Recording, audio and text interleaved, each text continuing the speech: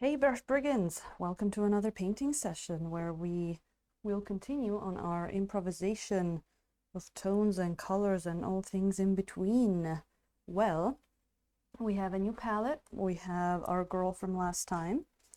I was experimenting a little bit with colors over here. Welcome in, welcome in. Let me know if the volume is all okay. So I'm just gonna jump right in. I was experimenting a little bit here with colors, and I think I've decided where I want this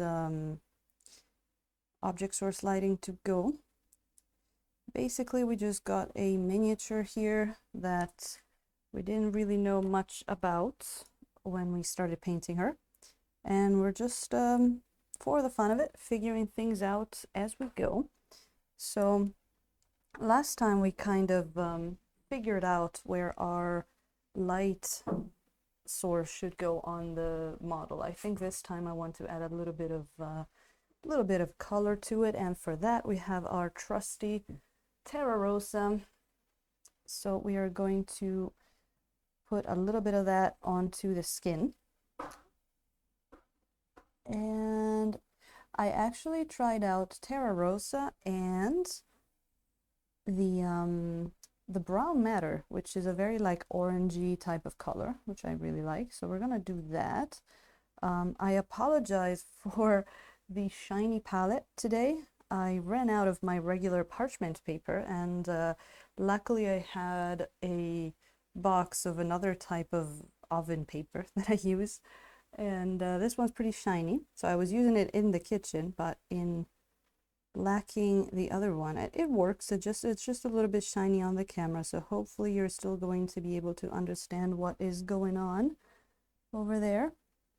It's weird. It looks like it's actually, even if it's shiny, it's actually absorbing a little bit of the oil there that we have, which is just pretty interesting. So I'm just gonna go ahead here and put some color into the leg as we welcome in Mr. Shin. Hey, meetings for a bit. All right. So you're gonna listen to me while you all right, that sounds great. But hey, welcome in. It's so nice to see you. Do not worry, I'll be here for a couple of hours, so feel free to come in whenever you want. But thanks for dropping in. And sorry I told you the other day that I was gonna stream on Monday, and it was Tuesday instead. But I am still experimenting with the schedule. But anyway, hope you're doing good, Shin. Hope you're doing good. I miss you. We both miss you. All right. So I'm just gonna put in my orangish, brownish skin tone over here, and we're gonna see how this ends up looking. It's going to be an interesting one, this one. So I kind of want to do the coming out of the darkness sort of effect on her. We'll see how it works. We'll see how it works. So I hope everybody is having a great week so far. We're only at, what are we, Tuesday? Tuesday. Probably very late Monday for some, but you get the idea. So I remember this mini. It was a little bit awkward to work with some of the angles here, but since I chose the base and I glued her to the base, who is it to blame? Moi. So we're not gonna be able to complain too much about that. So I kind of like this brush, but it is very long, a very long brush. So I have to be careful sort of not to like hit myself in the face with it, which wouldn't look too cool. What do you think? All right, so for now I'm just sort of like doing almost a glaze, you could call it, except it's not very you know, thinned down color, but basically I'm going over that placeholder of an object source lighting that we did there. And we're going to go over that, and then we're going to try and make it look like there's candlelight shining on it. I'm actually going to get rid of some of that skin tone that sneaked its way onto other parts of the miniature. So yeah, today we're streaming on Tuesday. I recently had some change of schedule in my week. My game day changed from Tuesday to Sunday, so I am considering moving my Monday stream to Tuesday. That's why I still don't have a schedule written up on the channel, because I'm still trying to figure things out. Let me see, is this one too big for that? It might be. The other thing I was doing is I put a bit of that purple. Let me actually show you. I got the dioxazine purple and some of this lemon yellow pale. And what I was doing is I was putting it over here on the cloth to just get, you know, some kind of color out of there. And like, okay, it's been lit by a candle, so what color is the cloth, right? So a little bit of that. Where else? Yep, we got it there. That is about it. And we could actually, what color we want? Let's see, green. We can put some color onto those feathers over there. There we go. Just put a little bit of green over here. Not too much. Well, there you go. It almost looks bluish. Yes. Do we have any other? There's a little bit here that we can put. Maybe feathers are sorta kinda a little bit reflective, I guess. There we go.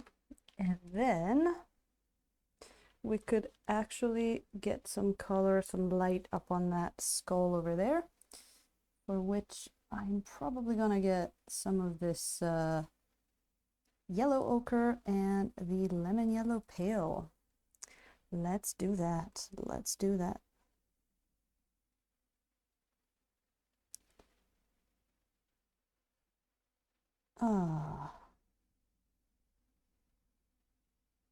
It's finally I can get some painting in again. It feels pretty good after all the work we had this past week, these days. I know I sound like a broken record, but I have been quite busy, a lot busier than I would like to be. So if I get some of this yellow ochre and a bit of this indigo, that's indigo, right? Yes. We get some of that. Can I do the top? Yeah, we get like a dirty dark green. And I wanted to see if we can do it a little bit on the top of this skull to make it a little darker in contrast with the light. It's not bad. Maybe a little bit more indigo. The palette feels weird. I don't know, the paint doesn't really stick to it, so when I mix something on the palette, it feels a little weird, but there shouldn't be any weird. Whoa, look at that. Earthasia Creation, welcome in, welcome in. Wow, joining us at the beginning of the stream, Crafty Katze, Tailson JS, and Space Bar. Hello, welcome in, welcome in. How are you guys doing? Hey, talking about lighting up the stream from the beginning. Hey, yeah, exactly. Spacebar. I'm not sure. Thank you. Yeah, I do tend to get people's names wrong many times, but you know, if you guys can get a... Oh, Bear. Is that Bear? I'm not sure. Is that your birthday? Well, happy birthday and welcome in.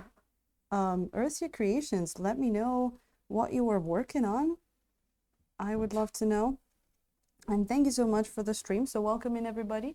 We are continuing this beautiful girl from last time. We are sort of improvising a color scheme for this one.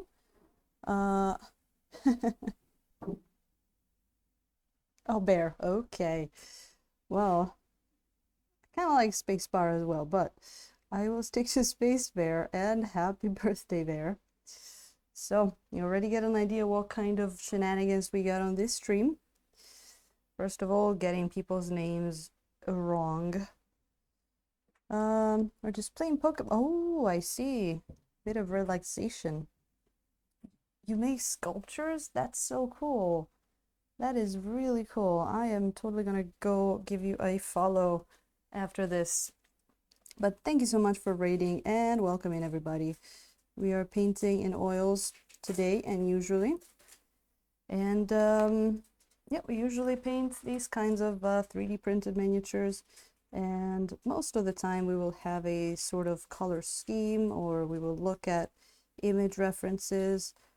But for this girl, I thought it would be fun to just get a miniature and just get painting without without any previous idea. So we're exploring a bit of that, you know, planning on the go kind of thing, which has been a lot of fun.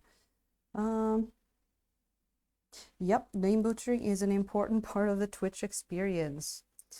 Thank you, Earthsia. We are actually we're gonna be fixing that that candlelight and make it look more and more like actual candlelight, hopefully. So everybody who come in, I hope you guys are having a great day. Relax, get a drink, and get chatting or get watching, whatever you want. And Earthsia, I know that when you finish streaming, you always have a lot of stuff to tend to, or food, or cleaning up. If you do have any pictures or any Instagram stuff, anything of your work that you would like to share, feel free to drop a link in the chat for people to see. Oh, okay. Let me see here. I just wanted to put a little bit of that skin color in here. There we go. There we go. Sometimes we paint bigger stuff. Sometimes we paint smaller stuff. It has been more small minis lately. We have been playing around with some gray skin tones the other day. We did this guy over here. Has been a lot of fun. We played around with some glowy green paint for this one. We're just having a lot of fun. Oh, thank you for that link there. And welcome in Agatian and Moe. Hey, Moe, how are you doing? How are you doing? Welcome back in. Any updates, Moe? Let me know if there's any news from last time. Nice, nice. You got people posting the links for you. That is pretty cool. So let me see here. I just put a bit of that skin tone in there. Now, what I would like to do is, you know, we can brighten up that that pink there even further. So what I'm gonna do, I'm just gonna add some of this lemon yellow light. I just found out like lemon yellow light and Terra Rosa make great skin tone. So I'm gonna add a whole bunch of lemon yellow light to that Terra Rosa, and we're gonna see if we can't just get a bit of that, yes, like highlight kind of thing. I might actually just change my brush here to a different one. You got your violet paints, Moe. Ooh, they're in the house. That is so exciting. You gotta keep us posted about that. You got, how many did you get? How many did you get? Violet paints plural. Did you get like the dioxazine, the what is there? There's like Mars Violet, there's oh, purple matter. I just got my purple matter actually. I just ordered it. It's the Winsor and Newton one, so I'm pretty curious to try that out, that brand out. And I also ordered a cadmium yellow pale, which I can't wait to get. Are we stripping paint there? Almost. Yeah. Earthsia needs to go to bed. Thank you so much for coming in. And I'll make sure to give you a follow when I'm done here. It's super appreciated. Dropping in your people. I will make sure I treat them well and don't butcher their names too much. So hopefully I'll see you soon. Thank you so much for coming in there. Thank you so much. And you have a great night. Egyptian. Ooh, you got the not Windsor. What's the other brand? I can't think about it right now. Interference. Oh, nice. Williamsburg Egyptian violet, right? That is, there you go. There you go. I just, one of those times where I couldn't think of a word. Williamsburg, yes. That one should be pretty crazy. We call it Egyptian violent. I mean, I have never used it, but I have seen it in action many, many times. So that should be pretty crazy there, Moe. I can't wait to see something you paint with it. Can't wait. Okay, so actually, let me go on the other side here. See if we can get a little bit of highlight in some of the places here, but we have just placed this paint down, so it might be a little tricky to, you know, it might actually want to come off, so we're just going to try just a little bit and see how that works. Even a little bit of white in there. Man, this palette is weird. All right, all right. So again, I hope everybody is having a great week. You know what? I am going to have to leave this area alone for a little bit because the oils are telling me, let us rest. Let us rest, or you're going to start stripping us off. Actually, let me lose my shirt. Hopefully that doesn't, I hope that's not loud, but it's actually pretty nice and warm in here. Give me just a second here. All right. Get off me. Got my trusty Snoopy shirt. Where can I put it? Over there. Whoa. Okay. Throwing stuff across the room. It's not dangerous at all. Also, Tiny Stein is also here, for who is not familiar. This is a Tiny Stein in person. Cheers to everybody. All right. Let's keep working on this girl. Let me see. Well, now another thing we can do here is work a little bit on those candles. And I think I want to make a little bit of like an orange color to put on the top of the candles. Let me see here if I mix. I really wish I already had my cadmium red, but because like basically I'm using this permanent, or not, sorry, cadmium red, cadmium yellow, because that is very opaque, and I'm using this one, which is like semi-opaque. But when I try and mix it with the cadmium red, I actually need, for a small drop of cadmium red, I need a big, pretty big chunk of that permanent yellow, because it gets eaten by the cadmium red. So we're trying to make a little bit of that orange color there and see how it's going to look on the top of our candle. Let me see here. Moe, exactly. I cannot find Williamsburgs in Japan, sadly.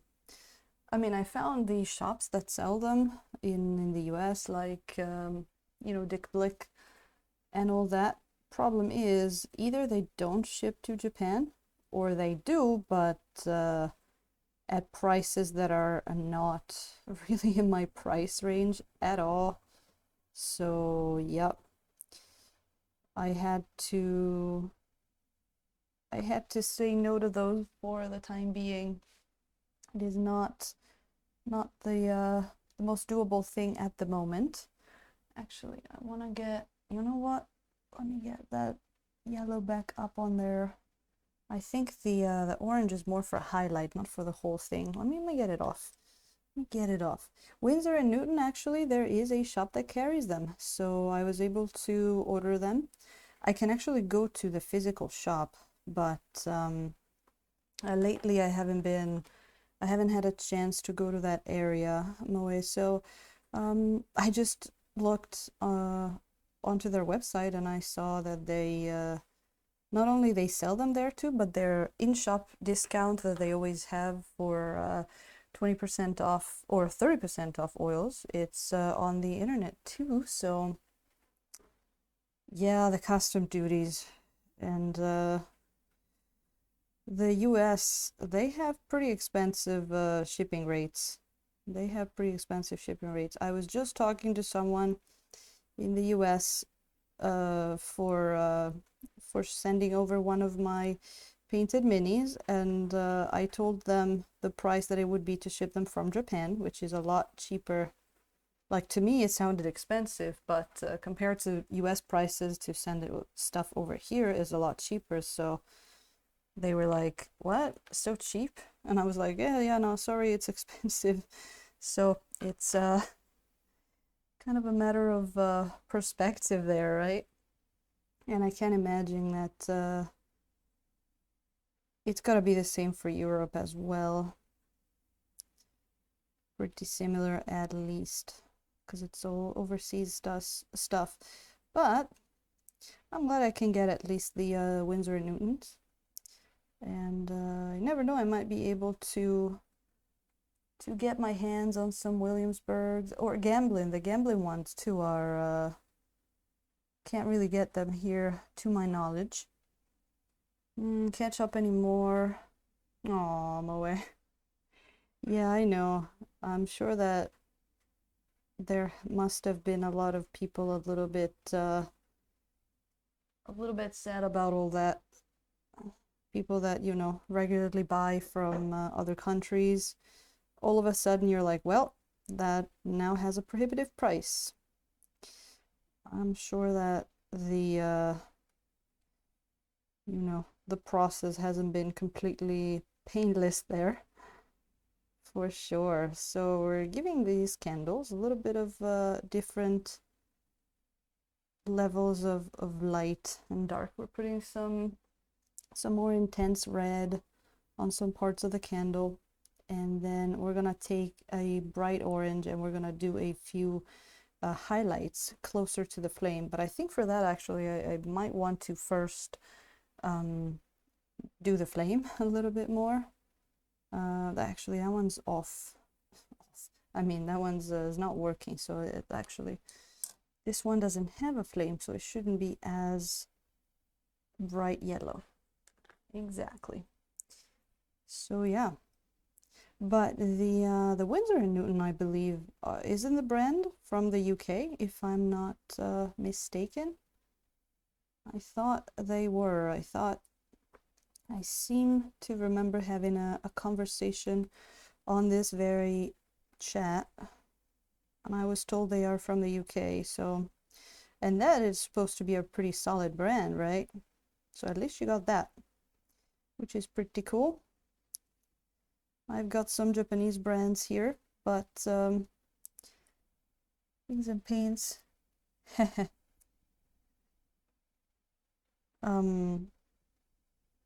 I use the brand called Holbein a lot, but I'm starting to suspect that the paints from Holbein might be a little bit shinier than other paints. So that's why I wanted to get a few of the Winsor & Newton, like a brand that a lot of people have, and sort of compare them a little bit.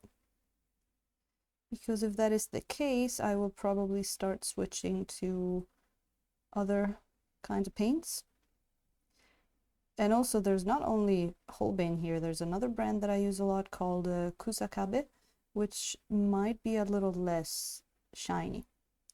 So, you know, just gotta sort of do my own tests and things here.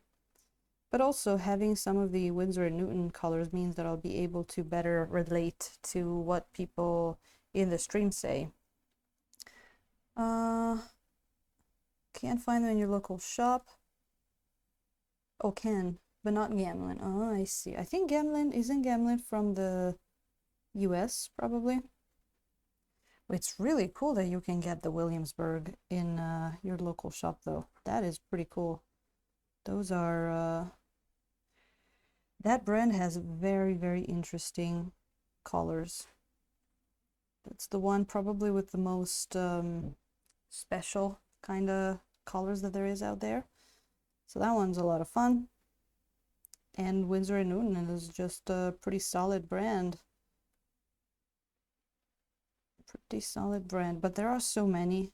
I watched once a YouTube video from this guy. He sounded Russian, but I couldn't say exactly from where, but he was talking about painting minis with oils. He has a completely different technique than this kind of technique, but he was like, he'll be like, and here are some brands, and I hadn't heard of any of them because they were all either Russian sounding or yeah, brands that I had never heard. So that really made me realize, wow, there are so many oil brands out there. We just gotta slowly try them all out and see what is the best for what we do, right?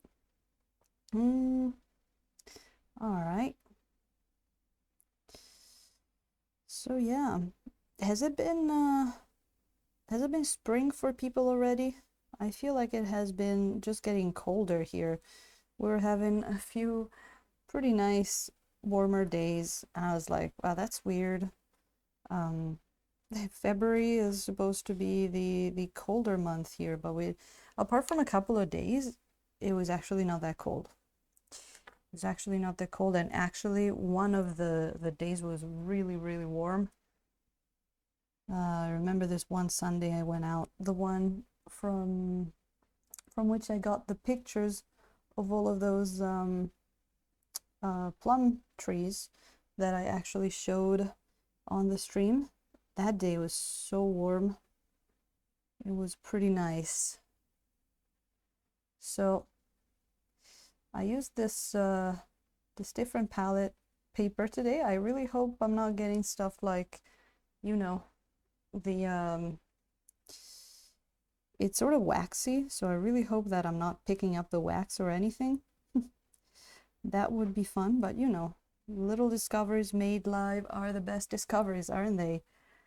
Ooh, also, I got a few more things printed for myself. I got a few more of these, of our test barrels that we use to test all of the different paints. So I'm gonna prime these pretty soon because I've got a few things to prime probably tomorrow. We've got this guy, this frost giant that I cannot wait to paint. I'm gonna prime this guy, I'm gonna prime this, and I have to prime the Tarrasque as well, our big 12-hour stream mini that we're gonna do as soon as we can.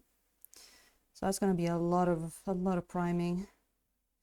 And that I can't really do on stream because it's like I airbrush it, so I'm doing it somewhere else and it's all, you know, it's airbrush. You gotta wear a mask and stuff and gloves and stuff goes everywhere and you gotta clean the brush. It's all a mess.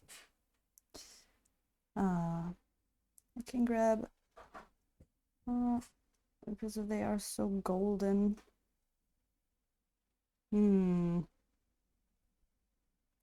yeah, so you gotta let me know what your first impressions of using all these oils are. So I guess now, Moe, you have the purples. Do you have another set as well? Do you have another? Oh, golden paintbrush. Okay, that's kind of what I thought it was. Kind of what I thought it was. Okay, that looks not bad at all. Okay, what we want to do next, let me see. I had a few. Oh, where are they gone? Oh, here. Maybe this one. Okay. So let me see if we can't get a little bit of a more like to put a bit more life into that those flames, shall we?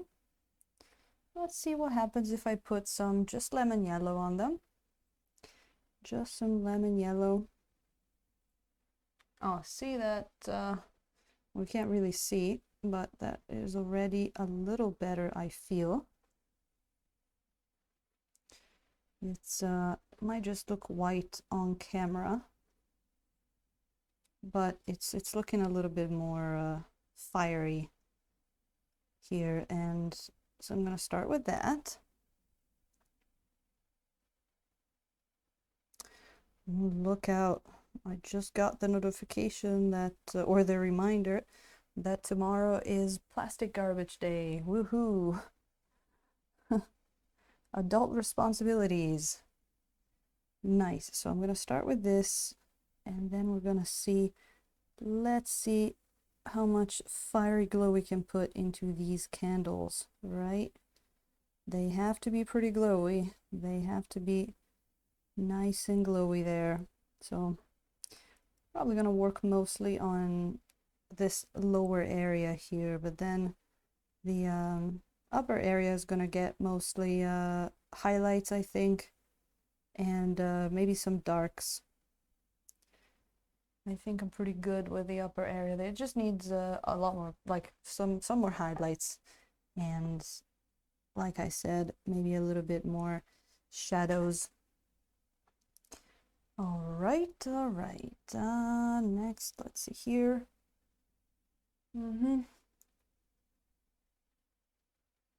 So just try not to pick up that that red paint, because that would look weird. Oh, look at that. That's nice. You just need it to look like these things are shedding actual light, which is what I love about painting object source lighting like that. Because you know, it already looks pretty cool in paintings when it's like you look at a painting and you see, okay, that's a candle and it's shedding light on an object and it looks so realistic. But if you think about it, on a miniature, it's even cooler because it's in 3D and you're like, wow, it really looks. There are some times when you look at pictures of miniatures and you're like, wow, that actually looks like there's a light. Isn't that super cool? Wow, it's that's early. It's 6 p.m. and I can already hear people closing their shutters. I mean, I know it's mostly older people around here, but that is a little early if you ask me. Well, you know, you do you. It is true that some of these people I hear at about 5 in the morning opening up the shutters pretty loudly. Like, you know, they need to let everybody know that they're opening the shutters. So we got pretty different schedules there, I would say. All right, let's see here. That is the last candle that we have.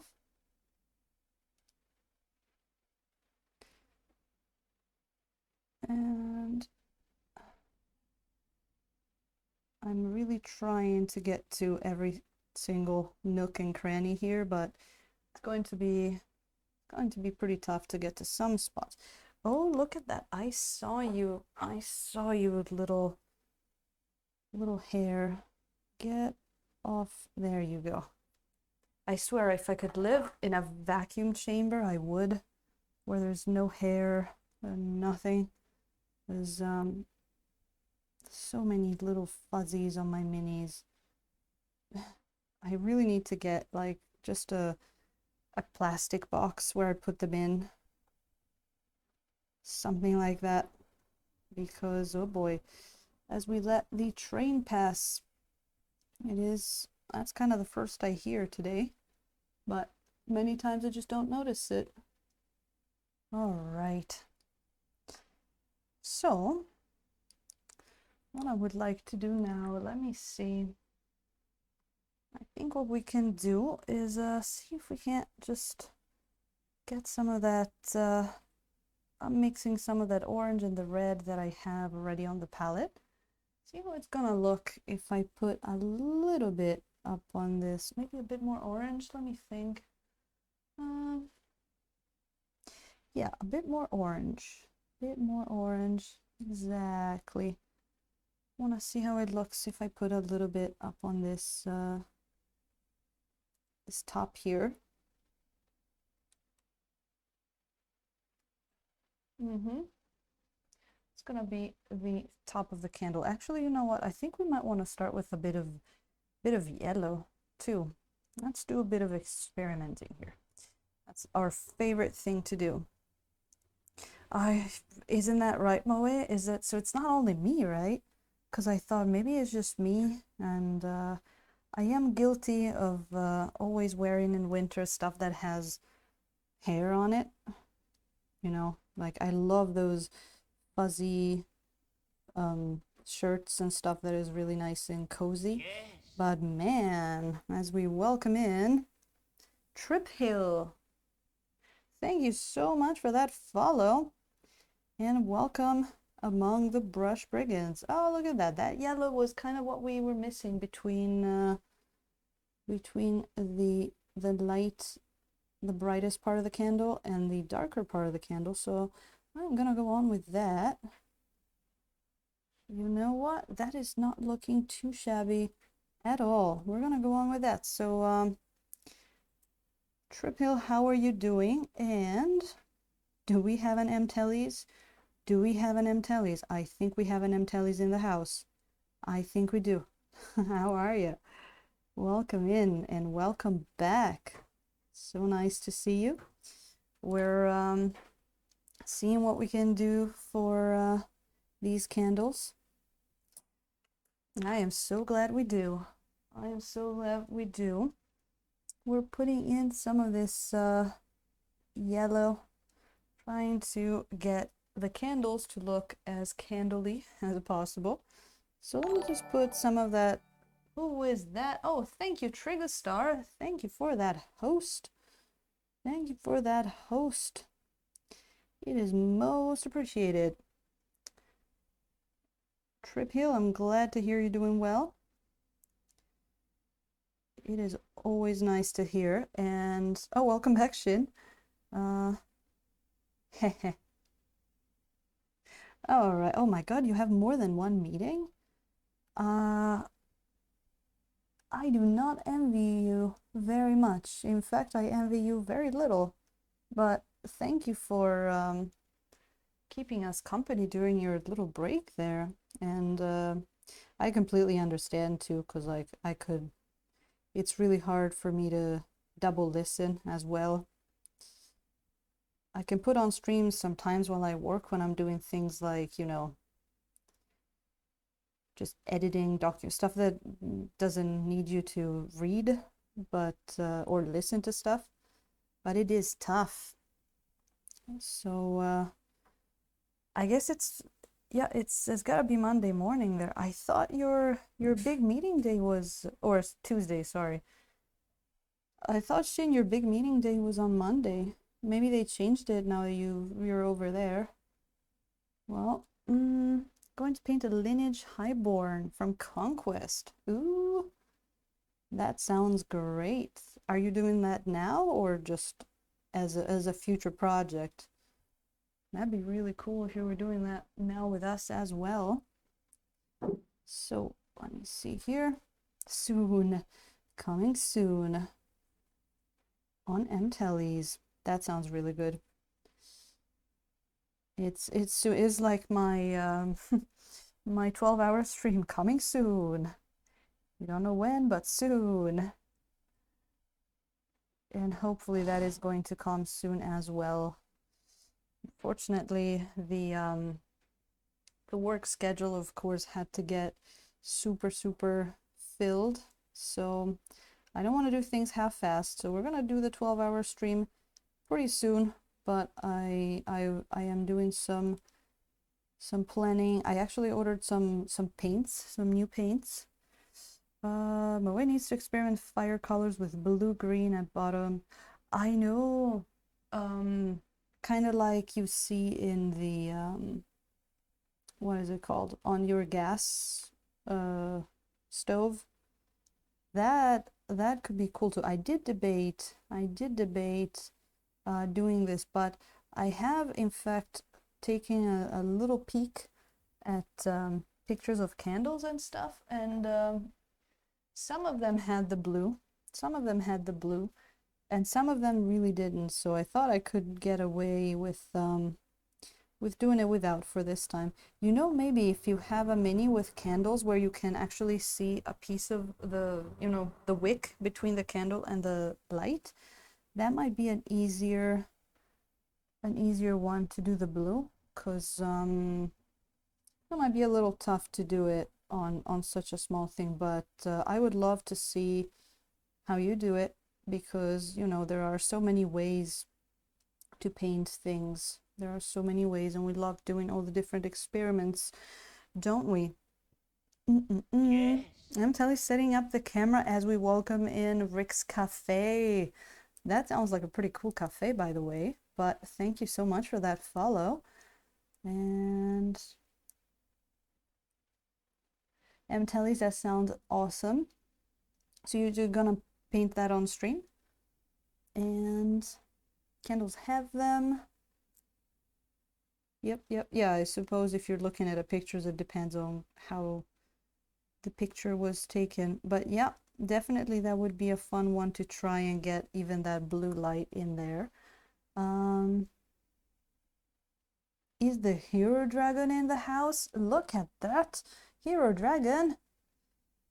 Morning. Yes, exactly. Thank you so much for coming in. Welcome back, Hero Dragon. I hope you're doing good. Blue flame, typically due to heat. Says Trip Hill. Yep.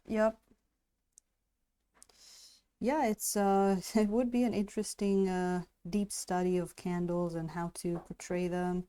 I would like to, you know, it would be fun to try, because you know, with mini painting, I'm sure you can agree on the fact that sometimes, you know, looking realistic. We were saying the same thing on, I forgot if it was my stream or someone else's stream, but it's basically not always going realistic is the best choice. As in, sometimes you paint something exactly the way it should look, and it doesn't look too good for some reason, and you can't quite put your finger on it, but I don't know, sometimes doing stuff realistic looks weird. So I would actually be really curious to see how the putting some blue down there would look. The thing is that it's sort of like, if you look at a picture of a candle, the bottom of the flame is not actually round like that. It's kind of like see-through, and you can see the wick, and that's where kind of you can see the blue, if you even do. But yeah, kind of stole the name. Well, that was a name worth stealing. I really like it. That sound effect, you mean the yes from the follow Shin? That would be really funny, but no, I gave that job to Galron, because, oh, come on, you should know Galron, if that is the sound effect that you were referring to. Yeah. Let me see. Uncanny Valley, that's probably also what you could call that. Yep. Hero Dragon. All right. And did you share, Moe, a picture of a candle or something? I will go back and look at it. Let me see here. Oh, there you go. So I will take a look at that after the stream, but yeah, it's you know, it also depends on what kind of effect you want your mini to have. I've seen plenty of beautifully painted miniatures that were pretty far from reality, for what concerns, how stuff looks. And sometimes you sort of have to invent your own reality, which is really cool. I did a cool experiment before I started streaming with green skin, right? So green skin, not really something that is in nature, at least in humans. But even then, I painted 3 minis, and people were saying, oh, that looks more natural, more realistic, which is pretty funny. And then yeah, exactly, you have Magic Fire. Get it from Casablanca. Ooh, I haven't seen that. And the name is Rick, so it is perfect. So let me see, where are those minis, if I can show you. I've seen 1, 2, and 3.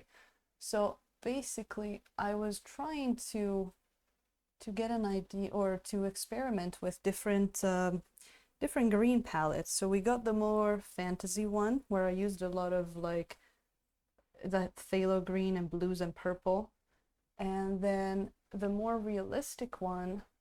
Let me show you the in-between one as well. Come on, get off there.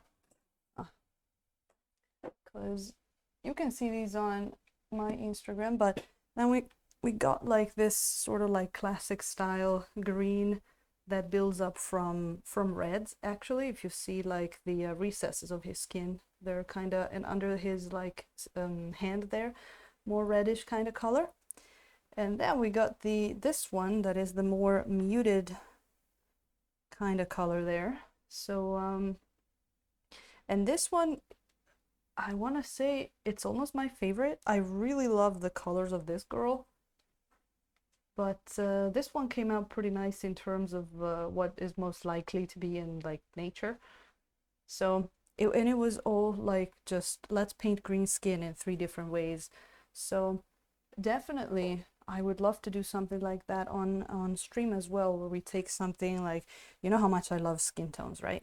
So maybe next time we can try the same thing with blue skin, and just try 3 different, maybe like a very bluish kind of blue, like Prussian blue, like we did on the blue Oni. Green and purple are best friends. Yes, they are. Yes, they are.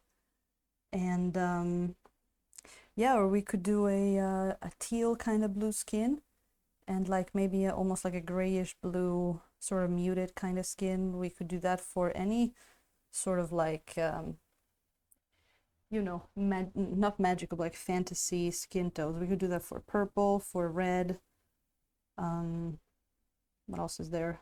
We got green, already did. Blue. Yeah, so I wouldn't mind trying that. Wouldn't mind trying that. There's just like, let's paint this skin color in 3 different ways and see how that goes. Well, isn't that looking a little bit more candly there? Isn't it? It is looking a lot more candly than, that's also a new word, by the way, if you were wondering. It is a new adjective. Well, candle-like or candly. Not only I butcher people's names, I also butcher languages in this stream. So, well, mainly by just inventing new words that we didn't need, but now we have, because I can't think of an actual word, so we'll just come up with my own. That is the stream. Welcome to the madness. But hey, okay, so I think it's pretty nice. I think it's pretty nice. And if maybe we can put just a dot of even darker red up on there, it could be cool. It could be really cool. So I'm gonna try that. You know, just playing around. This is just being relaxed and trying things out. This might be the first time that I tried a flame, like a candle flame in oils, which is a lot of fun. Fantabulous. Yeah, doesn't he say that a lot? I was on the stream before, on his stream for a bit. I did miss the one from yesterday, unfortunately, but he's been streaming like every day for a few days there for the Reaper, not ReaperCon, Reaper Virtual Expo, what is it called? Something like that. And he has been painting some really, really cool object source lighting, really cool stuff. And I have his some of his Patreon videos too to take a look at. He's been doing some pretty cool stuff with basing. He's been trying some interference powders, all kinds of stuff. All kinds of stuff. I love his videos. There we go. Oh, so we put just a little bit of that darker red up there. What do you think? It's actually there's so much contrast that with this exposure, the candlelight, it's actually a little bit overexposed. One thing we could do is, bear with me for a second. No, other way. If we did this, it is a little dark, but you can see it a bit better. And I kind of almost want to bring it back up though. Yeah, I think that is better.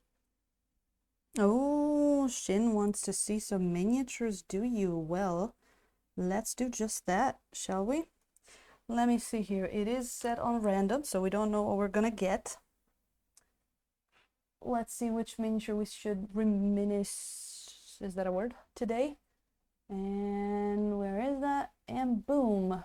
Oh, yes, the shaman. I mean, in my head, she was like a raven shaman sort of thing. This was one of the first miniatures where I did some natural bases. I just got, that's a piece of a root, and I just cut it up and chuck it up on a base. This was a lot of fun. The freehand tattoos were a lot of fun to do. It was one of my first tries at freehand in oils, so that was super fun. And it's really funny that we got this one, because if you look at it, it's exactly the same mini that I'm painting right now, because I wanted to try doing one with and one without object source lighting. So that's this girl. That is the girl that we're painting at the moment, and she was so much fun to paint. She was so much fun to paint. I had a little bit of a challenge to do the black feathers there, but that was a lot of fun. So hope you like that. The tattoos were so much fun. The tattoos were so much fun. I definitely want to do more of that. I want to do more freehands. Oh, Megan is sneaking in. Look at that. Welcome in, Megan. Nice to see you. Nice to see you. I guess you're not in a in a meeting, right? Like Shin.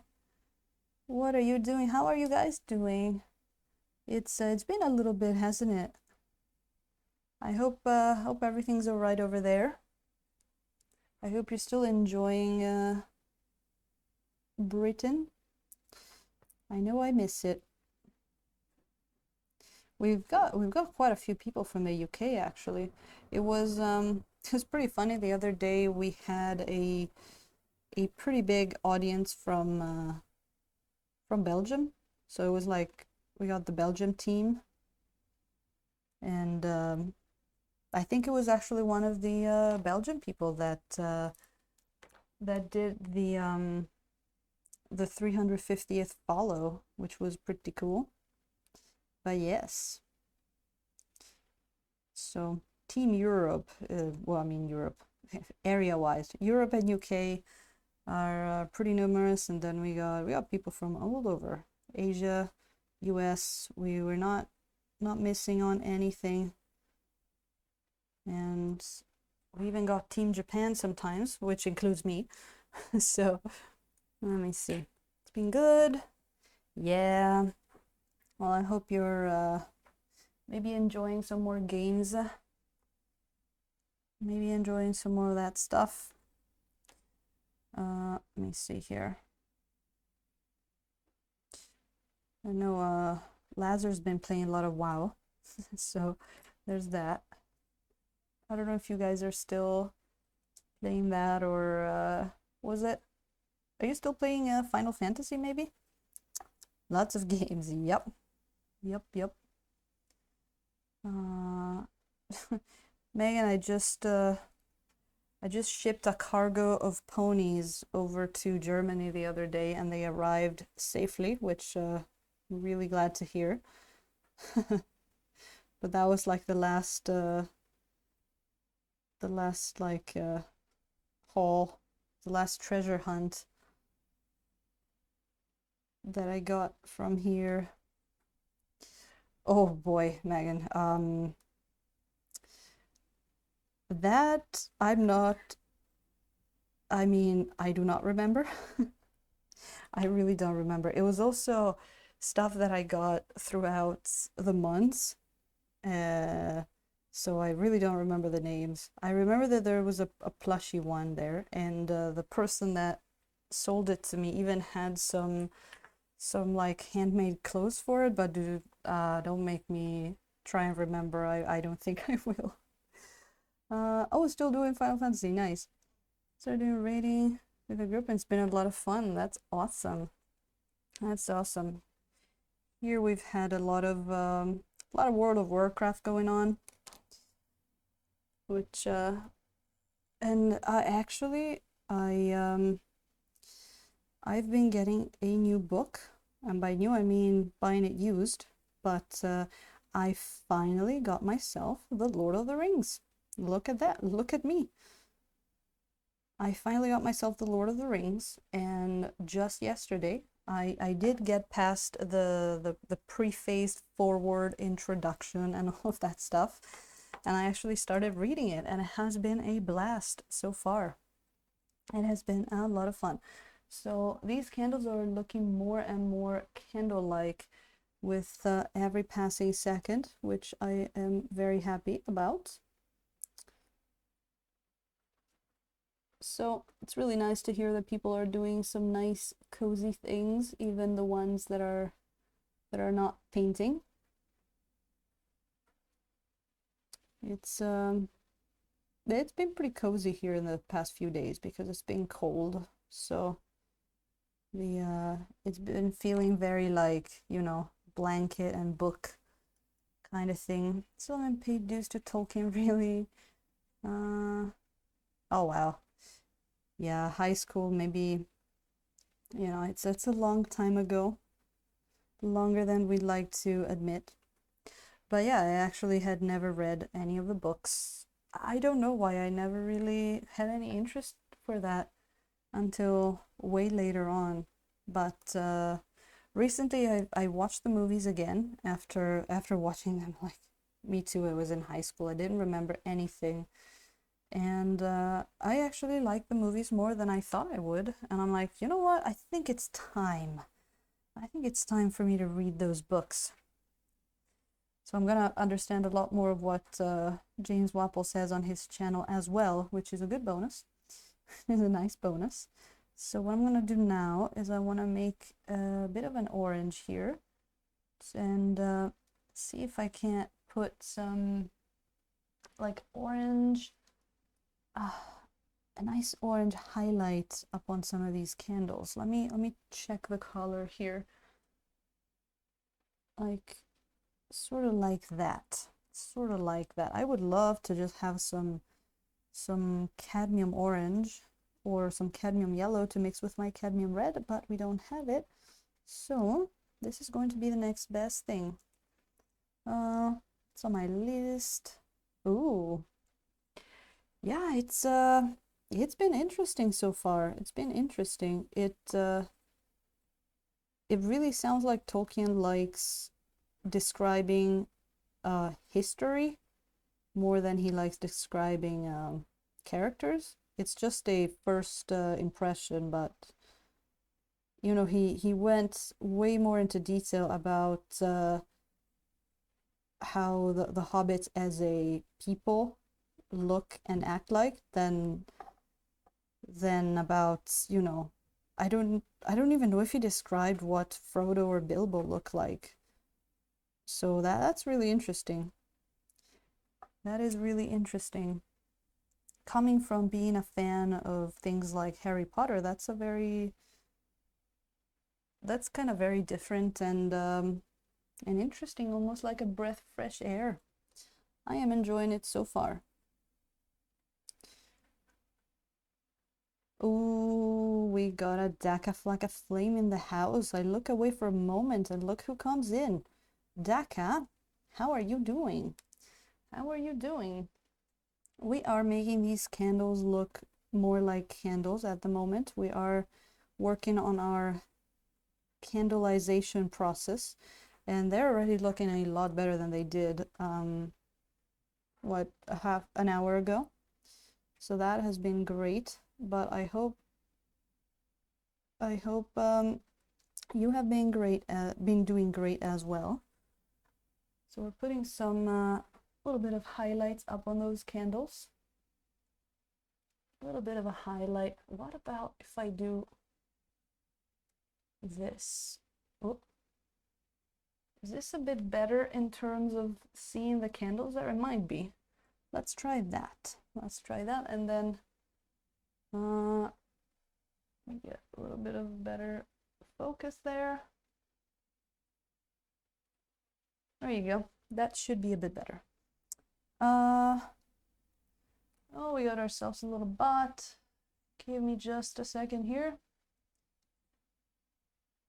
Oh boy.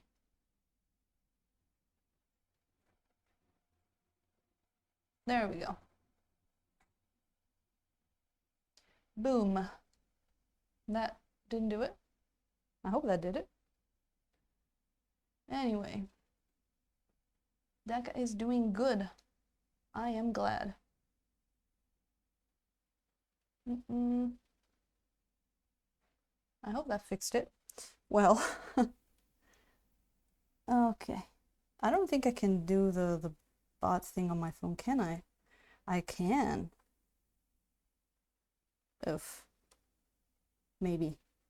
So give me just a second. It's ban, delete, delete message. That is what I want. Beautiful. Nice. Okay. Okay. Sorry there. Just figuring out how to mind the stream from my phone, which is it's pretty handy to have for reading the chat rather than I used to have my my laptop next to me, but I had to keep turning my head, so this is a lot better. This is a lot better. Oh, we also have a pigeon in the house. A whole pigeon. How are you doing? That is so good to see you back in here. Daka, any news from the miniature painting front? Have you been doing anything new there? Let me know if you have, of course. And you too, pigeon. And oh boy, I look away for a second and we get the King of Oils in the house. Or maybe he came in because we were talking about the Lord of the Rings. Who knows? But James, welcome in. Welcome in, Wapalius. If anybody in here doesn't know Wapalius, you probably want to go follow him because he is awesome. He is everything you want to know about oils, about painting in general, because I was following him when I was still painting in acrylics.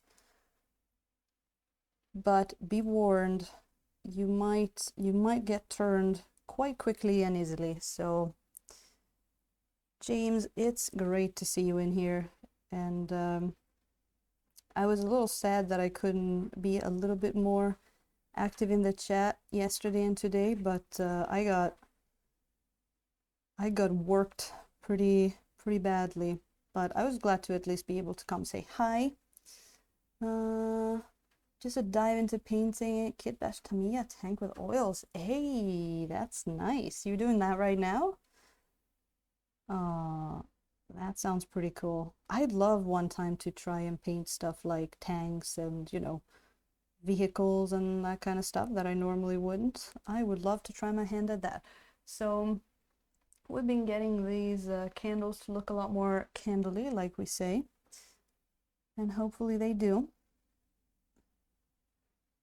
Nice. Oh, thank you, James. This was a pretty improvisational kind of painting stream where we just got a mini and we just try and paint it and see what we get out of it. So far it has been a blast, and we've been working on the candles a lot, and after this we're probably gonna see if the oils have rested enough on the skin for us to put a bit more in there. But it is looking a lot better. It is looking a lot better. It's if anything, you can see it's looking better because we're getting a lot of that contrast on the on the camera. Like, I had to bring down the exposure a little bit because we were having like too much white up on here and too much dark there. So that's actually a good thing. During my lunch today, did a 1 hour paint along speed paint thing. Oh, that's awesome. That, I'm gonna have to go and check that out later. Let me write down the minutes there. There you go. But thanks for sharing that. That sounds great. Aren't speed paints awesome? This is still one of my favorite things that we did on stream. The 4 hour paint, the One of Us lizard. It's one of my favorite, and it's definitely, and 1 hour sounds even 1 hour during the lunch break. That is pretty badass right there. So yeah, this is what we've been doing, and I ordered some paints from. Unfortunately, I didn't get to go to my beloved store, the one that's close to the Korean barbecue, but I did find out they have a web store, so I ordered some Winsor & Newton paints from them, which is cool. I got some purple matter and some cadmium yellow light, and I also got the quick drying, not from Winsor & Newton, from a Japanese brand. I got a quick drying titanium white, which I can't wait to try to see if we can get stuff to dry a little quicker. So the candles look good. Candles look good. And so James, I was just talking about how I actually just finally I got the Lord of the Rings book. So I just started reading it, and I was joking about, or not joking, but I was saying about how I'm gonna be able to understand a lot more of the stuff you say on your stream from now on. Let me see. Okay. So looking at it now, we might want to put just a little bit more light up on the skin, probably just a little bit, I think.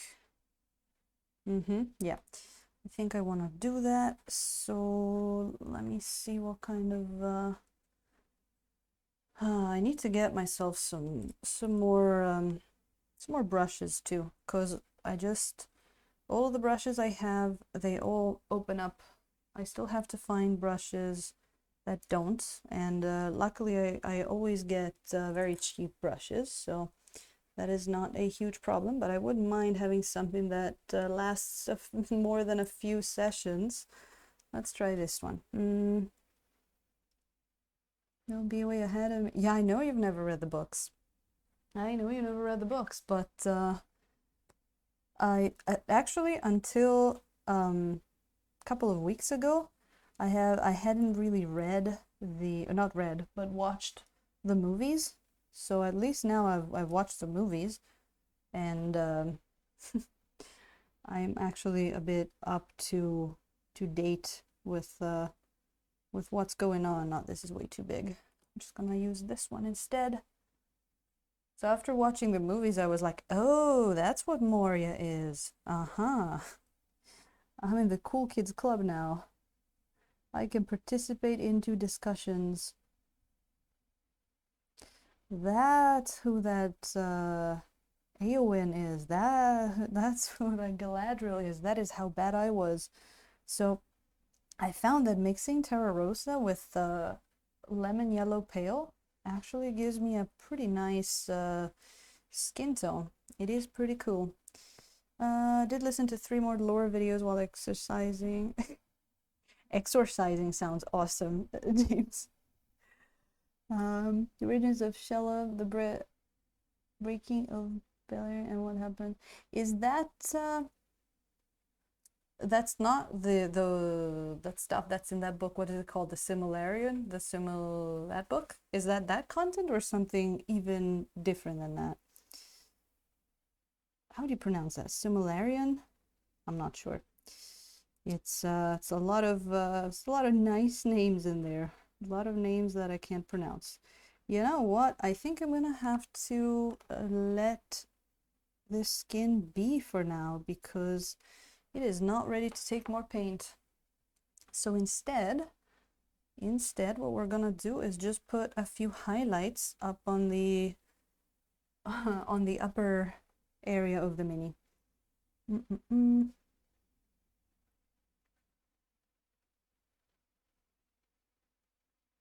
I guess everybody understood the references. Many times I don't. So don't blame me as we welcome in Rainbow Chainmail. Beautiful name. Thank you so much for I was gonna say for logging in, but you know what I mean. Thank you so much for popping in here and joining the Brush Brigands. I hope you're doing good. Let me bring this back up. No, not there. There you go. That should be a bit better. First stage stuff. Ooh, that's very old then. Yeah, I do love the way that he Tolkien really likes the historical part of narration, so it's been very interesting to read his style. Very interesting indeed. I feel like if I had tried to read that when I was like in high school in English, it would have been a pretty tough read. But now it's like okay. It's like okay. Oh, Captain America? No. Don't look at me for Captain America references.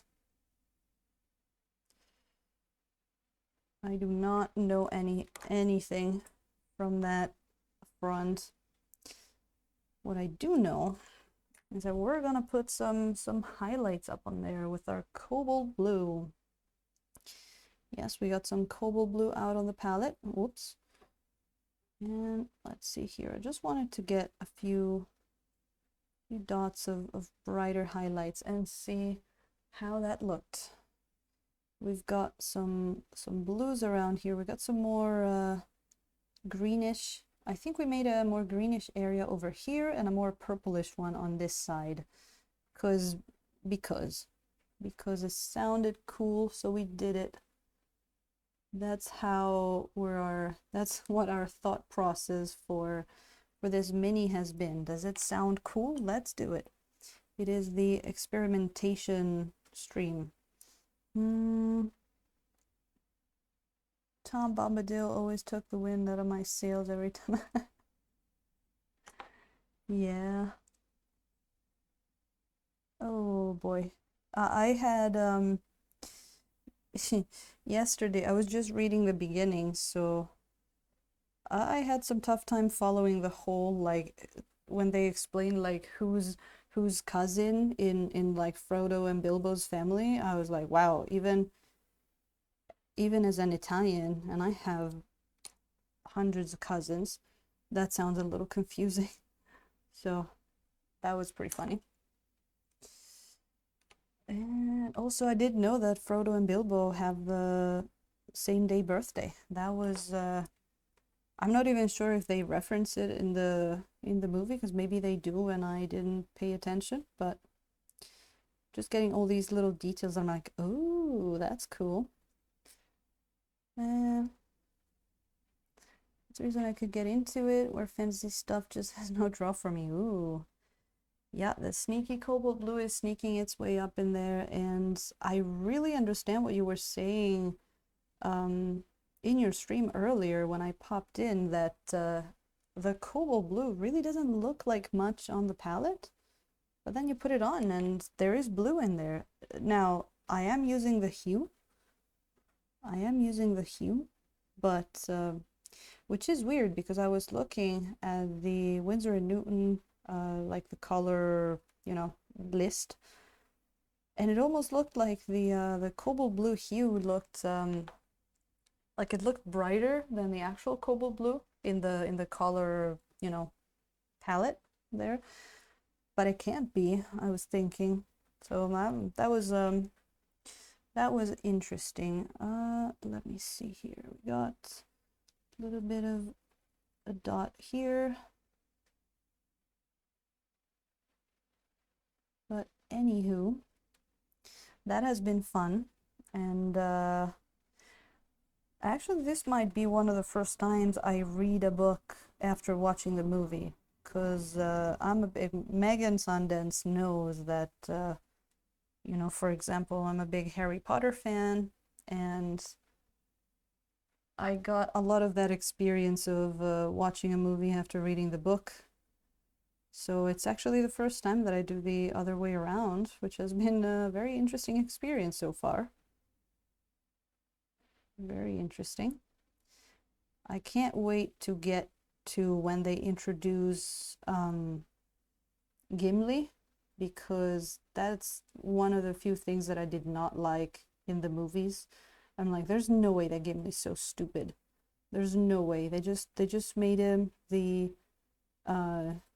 comic relief because they had to do the Hollywood thing. So I can't wait to just see some genuine Gimli. I'm sure he's cool. I would bet on it. These are always pretty crazy. Why is that? Why is that, James? It's really interesting, especially because, well, of course they say that, but I was reading specifically Winsor and Newton, the difference between their two. I guess that doesn't have to do much with hue and all that, but they're saying, for example, that their student, like the Winton series, has the same pigment as the more expensive Artist series. The only difference is the amount of pigment. So, but I'm not sure what kind of deal it is going from just a regular to a hue. So that is very interesting. That is very interesting. I actually, not for the cobalt blue, but I got a few more of these things printed. So soon, when I prime them, we're gonna do a few more staining tests. And I'm actually curious to see where is it? The Phthalo green versus something like the Viridian, which is the same pigment, PG7. So it would probably be interesting to do a similar thing with a cobalt blue hue. So, nearly all the characters are vastly different. Oh, I thought you were talking about pigments. Okay. Yeah, that's usually what tends to happen when you make something, when they make a book into a movie. It's I have to say with for example with Harry Potter, they didn't do too bad of a job, especially in the first movies. The worst is probably the sixth, and then they're kind of like up and down. The first two or three are pretty good, but it's really hard because everybody has their own image in their mind of these characters. So a movie will never be completely right. So that's also why I'm looking forward to just reading the Lord of the Ring books and just getting my own image in my mind. Mhm. And it's cool to usually I try to have the philosophy like when I have a book that I read and then they make a movie, I know it's gonna suck, but my philosophy is like they're don't think about them as the same people. They're like they're different people. There's gonna be like you know, movie Faramir and book Faramir. They're just two different people. You know, sometimes I really don't understand why they make some changes. Is like, okay, you have to adapt a book to a movie. Why did you change that? Why did you get rid of that detail that people will not understand the story and maybe insert other details that have nothing to do with the story and they're so stupid. Why? Oh, those suits. You know, and don't tell me like, well, it's inspired to the book. It's not the same as the book. Then don't call it that. Then just do your own story. Don Matteo is always a hero, no matter how he's portrayed it. Well, Don Matteo is Don Matteo. It's different level. It's different level. You have you have Lord of the Rings, and then you have Don Matteo. It's it's just a different level there. I mean, if they gave the rings to Don Matteo, he would have probably gotten that done in a weekend. He would have probably used the Eagles. Just saying. Mm. Or maybe just like hopped on his little Vespa or something. I don't know. Anyway, just getting a little bit of a few highlights in there. And right now I'm just using cobalt blue and yellow. Not yellow, sorry, white. We will introduce a bit of purple and green in a second. But for now, I'm just going with that. Yeah, this one has been fun. Sometimes it's cool to do something that you don't know what you want the miniature to be. You just figure it out as you go. Figure it out as you're adding colors to the miniature. Talking about books versus movies. Ooh, Moe. I hope that is good. I'm not familiar with Dune, but I hope for you that you're not disappointed. That's the best I can hope. I've had a few recently. I've had a few of the books that I read made into a movie or a series. One of the things I watched last year was like the His Dark Materials by Philip Pullman. They started doing a series after the movie they tried to make tanked terribly. So that one has been okay. I definitely think that there would be a lot more success making movies into a series or books into a series instead of a movie, because there's so much stuff always in the books that it's really hard to condense into a movie or three. That could be the future of book adaptations. That could be. After seeing how good series like The Mandalorian did, I would love to see more of that. I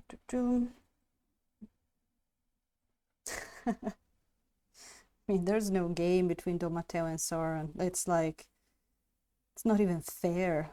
It's not even fair.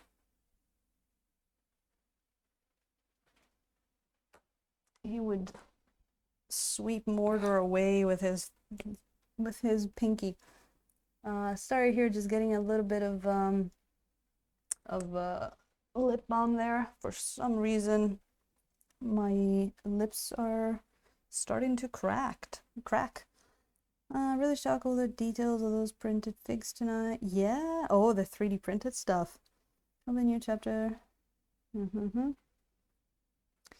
Yeah, James, isn't it crazy when you get good files, the level of detail that you can get with 3D printing? It is pretty crazy. The you know, the casted figures start looking a little less detailed. And I know you had some problems printing in the beginning, but I'm sure now that you've figured a few things out, you're gonna have quite some fun. And I'm seeing even the stuff that I get, it just gets better and better. It just gets better and better with people figuring out how to do the supports, with the makers, the artists figuring out how to support their own minis and how to model the minis, because it's not an obvious thing. We were talking about how many like too thin to print minis there are out there, and people are getting better with that, with pretty intriguing results. People are getting better with the programs for supporting them. So that is definitely very exciting. Oh, Shane, you watched series 2? How did you like that? You mean the Dark Materials, I guess? I think I watched series 2 as well. I think I watched all of the ones that they did. I remember that we were talking about that months ago. You guys know the books too.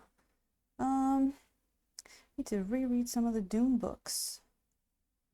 Yeah, that could be another thing I can read as well. I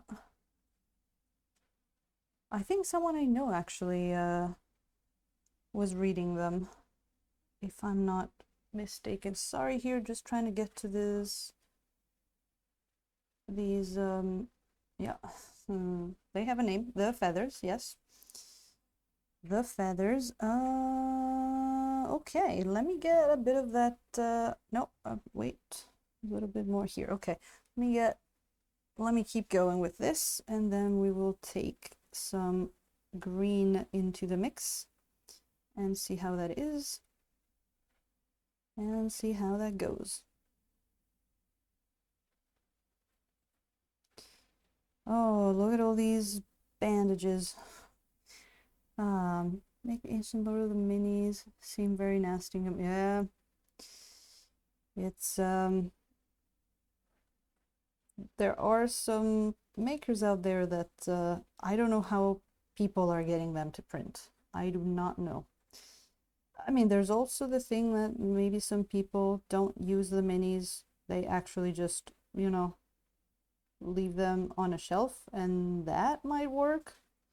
Like if you get it to print, then you just leave it, never touch it, and that'll be fine. But I see some things that's like, well, that hero holding out a paper thin sword like that, the moment you grab it, it'll break. So can't really be used in a game. But again, not everybody uses their stuff in games. Some people just paint them and put them on a shelf. So that maybe is what people are using them for, I guess. Okay, we got some of those highlights taken care of. Let's get some of that. I actually have some already here, and I want to even mix it a bit. Mix the blue and the green together. Dark materials, yep. Yeah, it's Shin definitely a bit more accurate than the movie from what I understood. I did like the Lyra of the movie better. I don't know, this one is okay. She's okay. A bit old maybe. I imagine her a little bit younger, but and also I don't know, the attitude she has doesn't strike me as the Lyra that I was imagining, but yeah, all in all, it's okay. It's hard though because I keep comparing everybody, like the actress that plays Mrs. Coulter. Meh, I don't know. She's weird. But I remember it was pretty pleasant to watch, which is more than I can say for a lot of stuff. So yeah, I hope they go on. They went on and did it, but I don't know. I do not know. Yeah, Paul, where I need to. I'm ashamed to say I still haven't read the third book. Oh no, you gotta read the. What is it called? The third book. The Amber Spyglass. That's the third book. I really like the third book. Actually, never expected to be so happy to have no mold lines running. I know, right? I know. I haven't painted too many of those minis, but I did start in my very early times of miniature painting. I started with stuff like Reaper Bones, and you know, at the time they looked pretty cool. Or even the WizKids stuff. And every once in a while I'd be like, oh well, there's a big line running through this face. Oh well, that's fine. But after seeing what you can achieve with a 3D printer and some well supported models, oh boy, that's a pretty obvious choice for me. And not to talk about the variety of stuff you can get. There's some pretty oddly specific stuff out there for 3D printing, and you can literally, like, if you can 3D sculpt, you can make exactly what you need, which is, you know, until some time ago was completely unheard of. So definitely big fan of 3D printing here. It is does have a learning curve, I hear, though. So, and definitely if you're getting your stuff from people, you gotta, you know, make sure that they know what they're doing, because especially with resin, it can be quite dangerous if the person that's printing stuff for you isn't, you know, either cleaning the miniatures correctly, or they're not hollowing them in the right way. So I guess knowing your supplier is part of the safety there. Haven't seen the Dark Tower movie yet. Evil mold lines, said Moe. Yeah, those evil mold lines. Maybe we'll get rid of them forever with 3D printing. Just 3D print those mold lines away. There you go. I guess, you know, mold lines are like the supports you put them on a mini. You gotta know where to put them, but the mold line runs all the way through the miniature, where supports, if you know where to put them, you can get a pretty minimal amount of support. I remember some of the first stuff I saw 3D printed, they had supports on the face. They had supports on a lot of places where you would not want to see, you know, pieces of plastic sticking out, but then they got better and better and better. There we go, putting some of that green in there, getting that contrast between the yellow down there and the colder colors up here. I'm having a lot of fun with this. This is definitely being really cool. Bones USA is interesting. They're really great detail. No warping on the couple I've got so far. Loads of flesh. Flash. Bones black. Just start releasing them. What kind of material is that, Daka? What kind of technique is that? I would be curious. Is it still mold or something different? Yeah, aren't they weird? It's really tough. It's really tough to make them go away or fix them in any way. So definitely prefer having to deal with supports. Because, you know, if you get a miniature and it's got all the supports in the wrong places, you can just print it again and try putting the support somewhere else. That's also what you can do. So that's pretty cool. That would maybe a little bit too much green on there, but we can fix it later. We can fix it in post. That's what we can do. Let me see here. Let's keep adding some of these colors. We need that contrast of right now, just some highlights that I would like. And we got some nice and green ones in there that I am enjoying quite a lot. We can put some on this piece of jewelry as well. Very recognizable Artisan Guild jewels there. You grow to love them. And let me see. Oh yeah, on that part of the face as well. So sorry again for the shiny palette today. I did run out of my regular parchment paper, but luckily I had some baking paper that was all shiny and waxy, so hopefully it's okay. But I'm sorry that it has that shine on it. I hope it's not too shiny.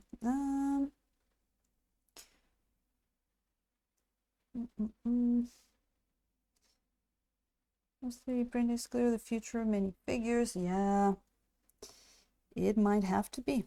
It might have to be. It's such a crazy thing.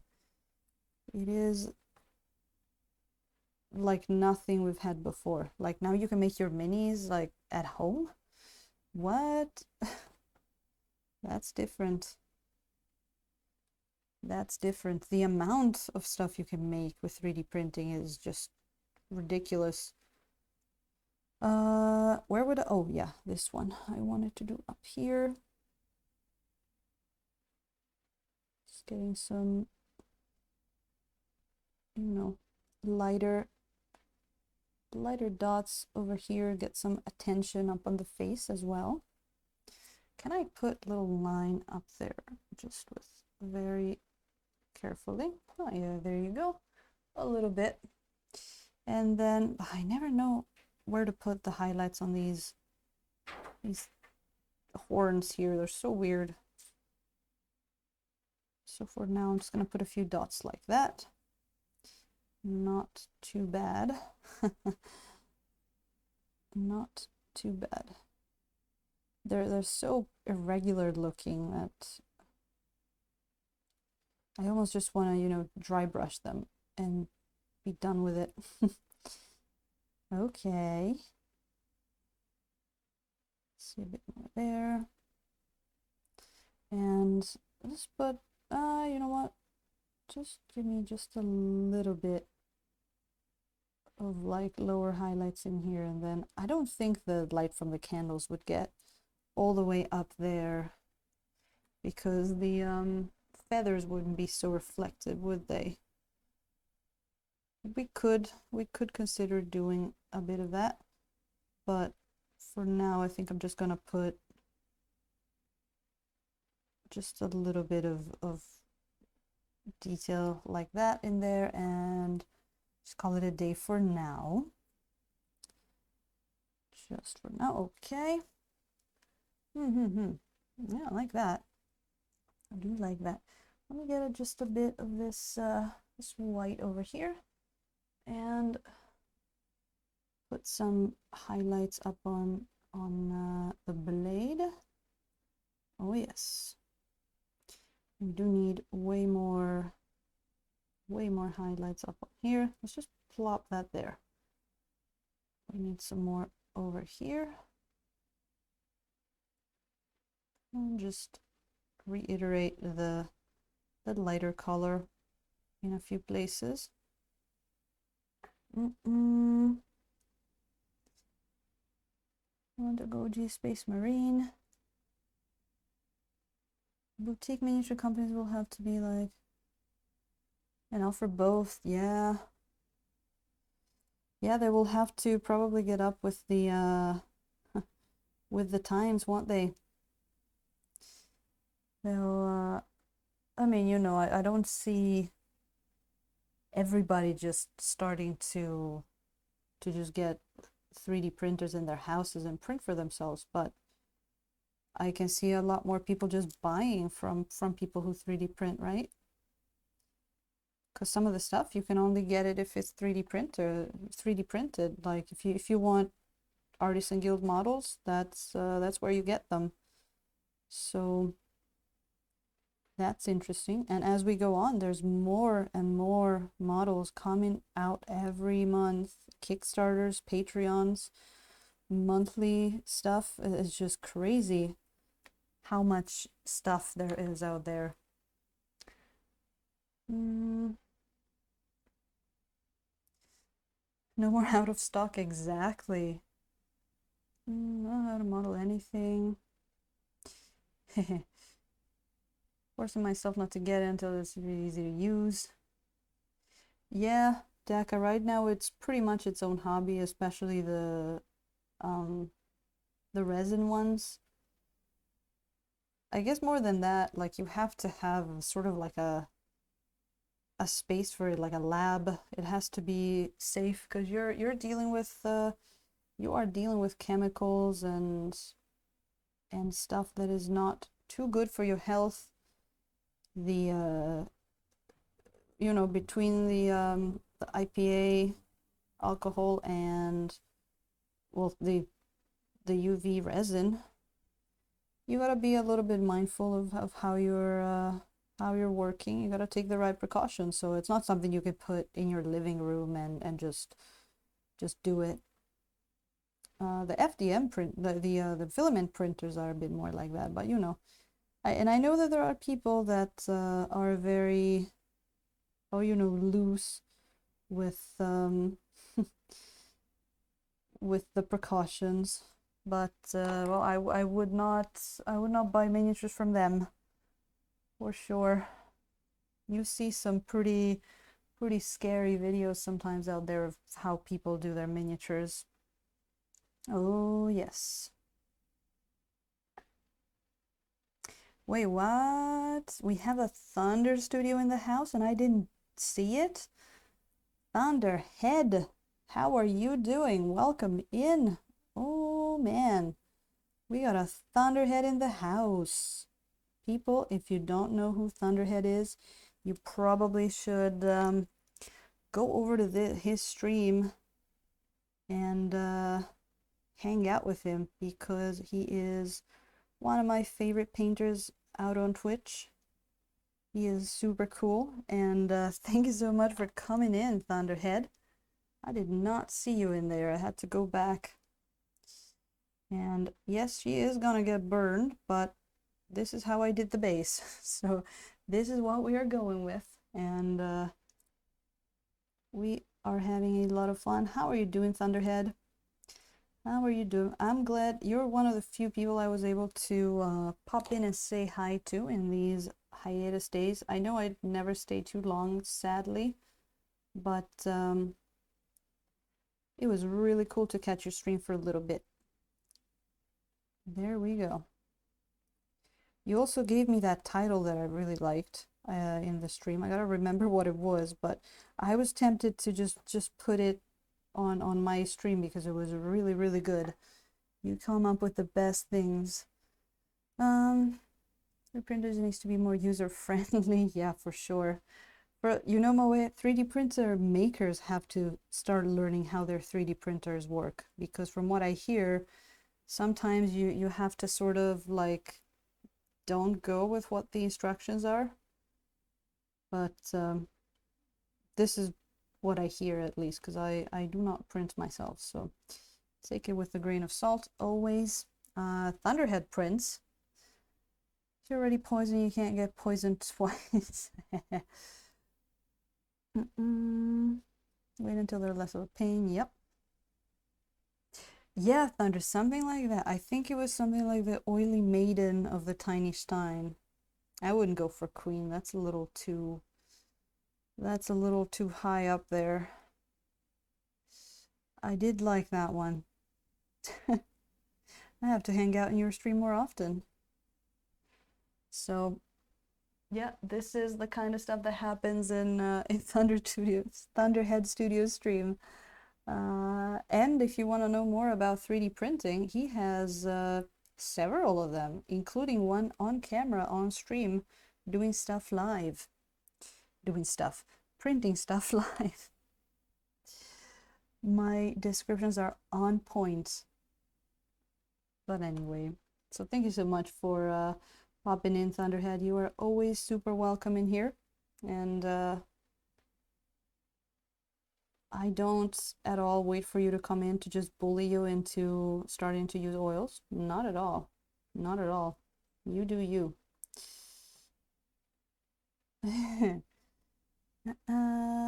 Here, talking about an FDM printer so I can have terrain and tiles. Yes, here we're dragging the FDM stuff. I mean, if you're trying to print stuff like this, you can still print them. They're not gonna look super awesome, but to print terrain and big stuff, it is awesome. I would print terrain with an FDM rather than a resin printer, so you can have a whole bunch of fun with that for sure. And the terrain is so much fun as well, as like if you're a DM or if you're playing with someone and have a DM that needs some terrain, oh, that's so cool. Gotta keep up the pressure. Yeah, like James, every time Thunderhead comes in, I do something like this. One of us, one of us, one of us, one of us. And you know, and I'm gonna keep doing that until he starts painting in oils, right?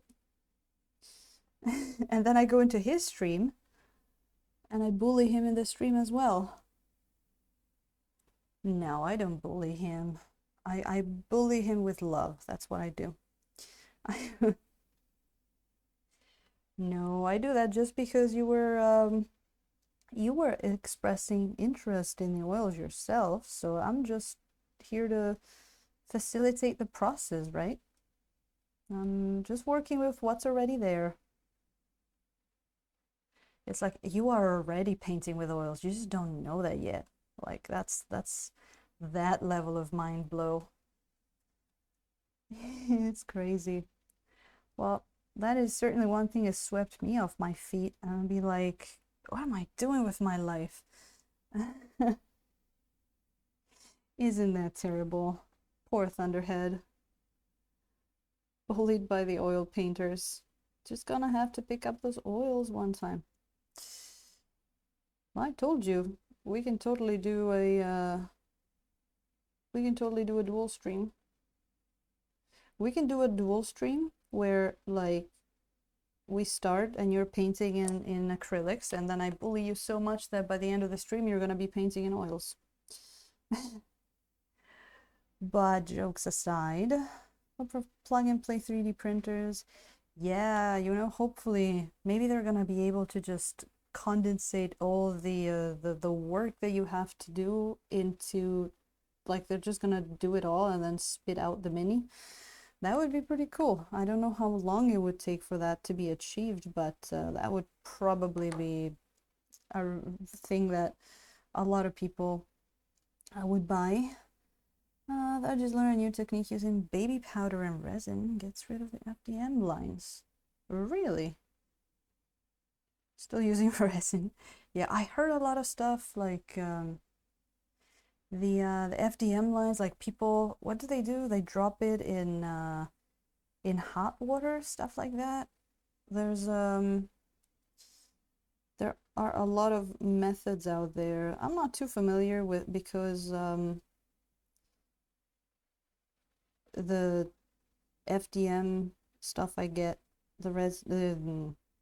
yeah, the filament stuff I get, it's mostly, like you say, like terrain and bigger stuff.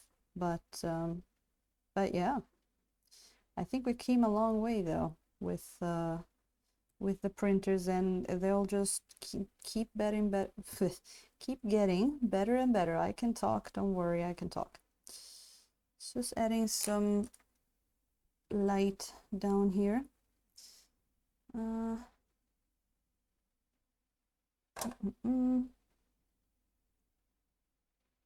Second, I have an hour to pre-mix some oils into bottle. Yay! No, jokes aside, Thunderhead, I would love to see what kind of stuff you can achieve with oils. But like the stuff you were showing me the other day, like that, I forgot what that's called, but you had that thing with the orange light in it. That looks so good. So, hey, Wolf Woman, thank you so much for that follow. Welcome in. Welcome in. Trigger Star. I like my Ender Pro 5 Pro. Just got it at the end of last year. Yeah, the Ender is a classic. I am more familiar with the Ender 3. Is the Ender 5 a lot different? I would be curious to know. And what else we got there? What's the problem in reality in people's minds? Yeah, I mean, once you get the printer to print decently, it really depends on what you print. Really depends on what you print.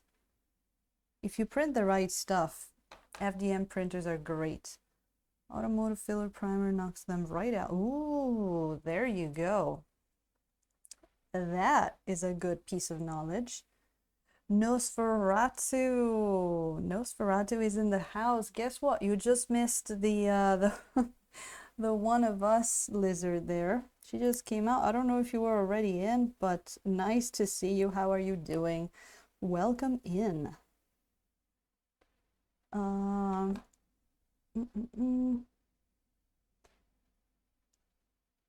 let me see. I was happy with how that came out. Yeah, and you sculpt too. Don't you do everything in that stream? You do everything. Man. What a complete piece of man you are. If we haven't given people enough reasons to come follow you already, I don't know what else. I don't know what else is gonna do it. The complete streamer. All right, let me see. Oh, yes, I wanted to get some purple, but with the white in there. Yes. Just want to get some of that purple, maybe a bit of indigo in there, and then just get a whole bunch of white and see what we can do with that. Or more over here. Hey, Wolf Woman, hope you're doing good. See, trigger star, I don't mind the layer lines. 0.5 layer height. Yeah, it really depends on what you're doing, how big, what you're using it for, how you're finishing it, if you're painting it or leaving it like that, what color it is. So many factors to it. Nosferatu is good. Oh no. Wait, what? You broke... Did you break your finger or your mini? Oh no. Oh no. Oh, I hope you're okay, Nosferatu. Uh, the habit of 3D modeling a thing, printing the thing, then painting the thing. Yeah, like those farm to table restaurants. Like you do everything on site. In Italy we call that in the food industry that's called like the kilometer zero food, when it's like, something is produced in the same place where it's sold. It's like sustainable and all that. So you're like a kilometer zero miniature painter or something like that. Does that make sense? Maybe not. But I always have to make comparisons with food. That's what I do. That's why I have an Italian passport. A little skewer judge. Rubber blocks you see me use on basing stream and help avoid those things. Oh, the drill. I gotcha. All right, that was me being cute there. I'm sorry that happened. Sorry that happened, but as long as it's not something on your body, it can probably be repaired or replaced. So I am sorry, but also relieved in a way. But Nos, glad to hear you've been working on stuff though. That sounds fun nonetheless. Hey. And yeah, and maybe you can try that little trick next. Here we go.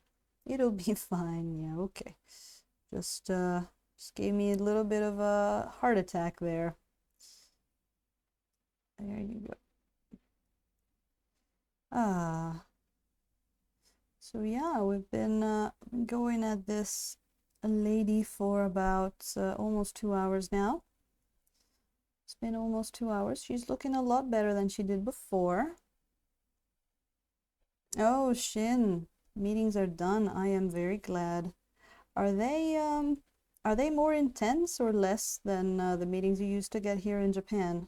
I would be curious about that because I remember, I mean, I have been an office human too, and those are not the most pleasant here in Japan. I remember you used to have your Monday morning meetings, so I'd be curious how they compare to the stuff you do now.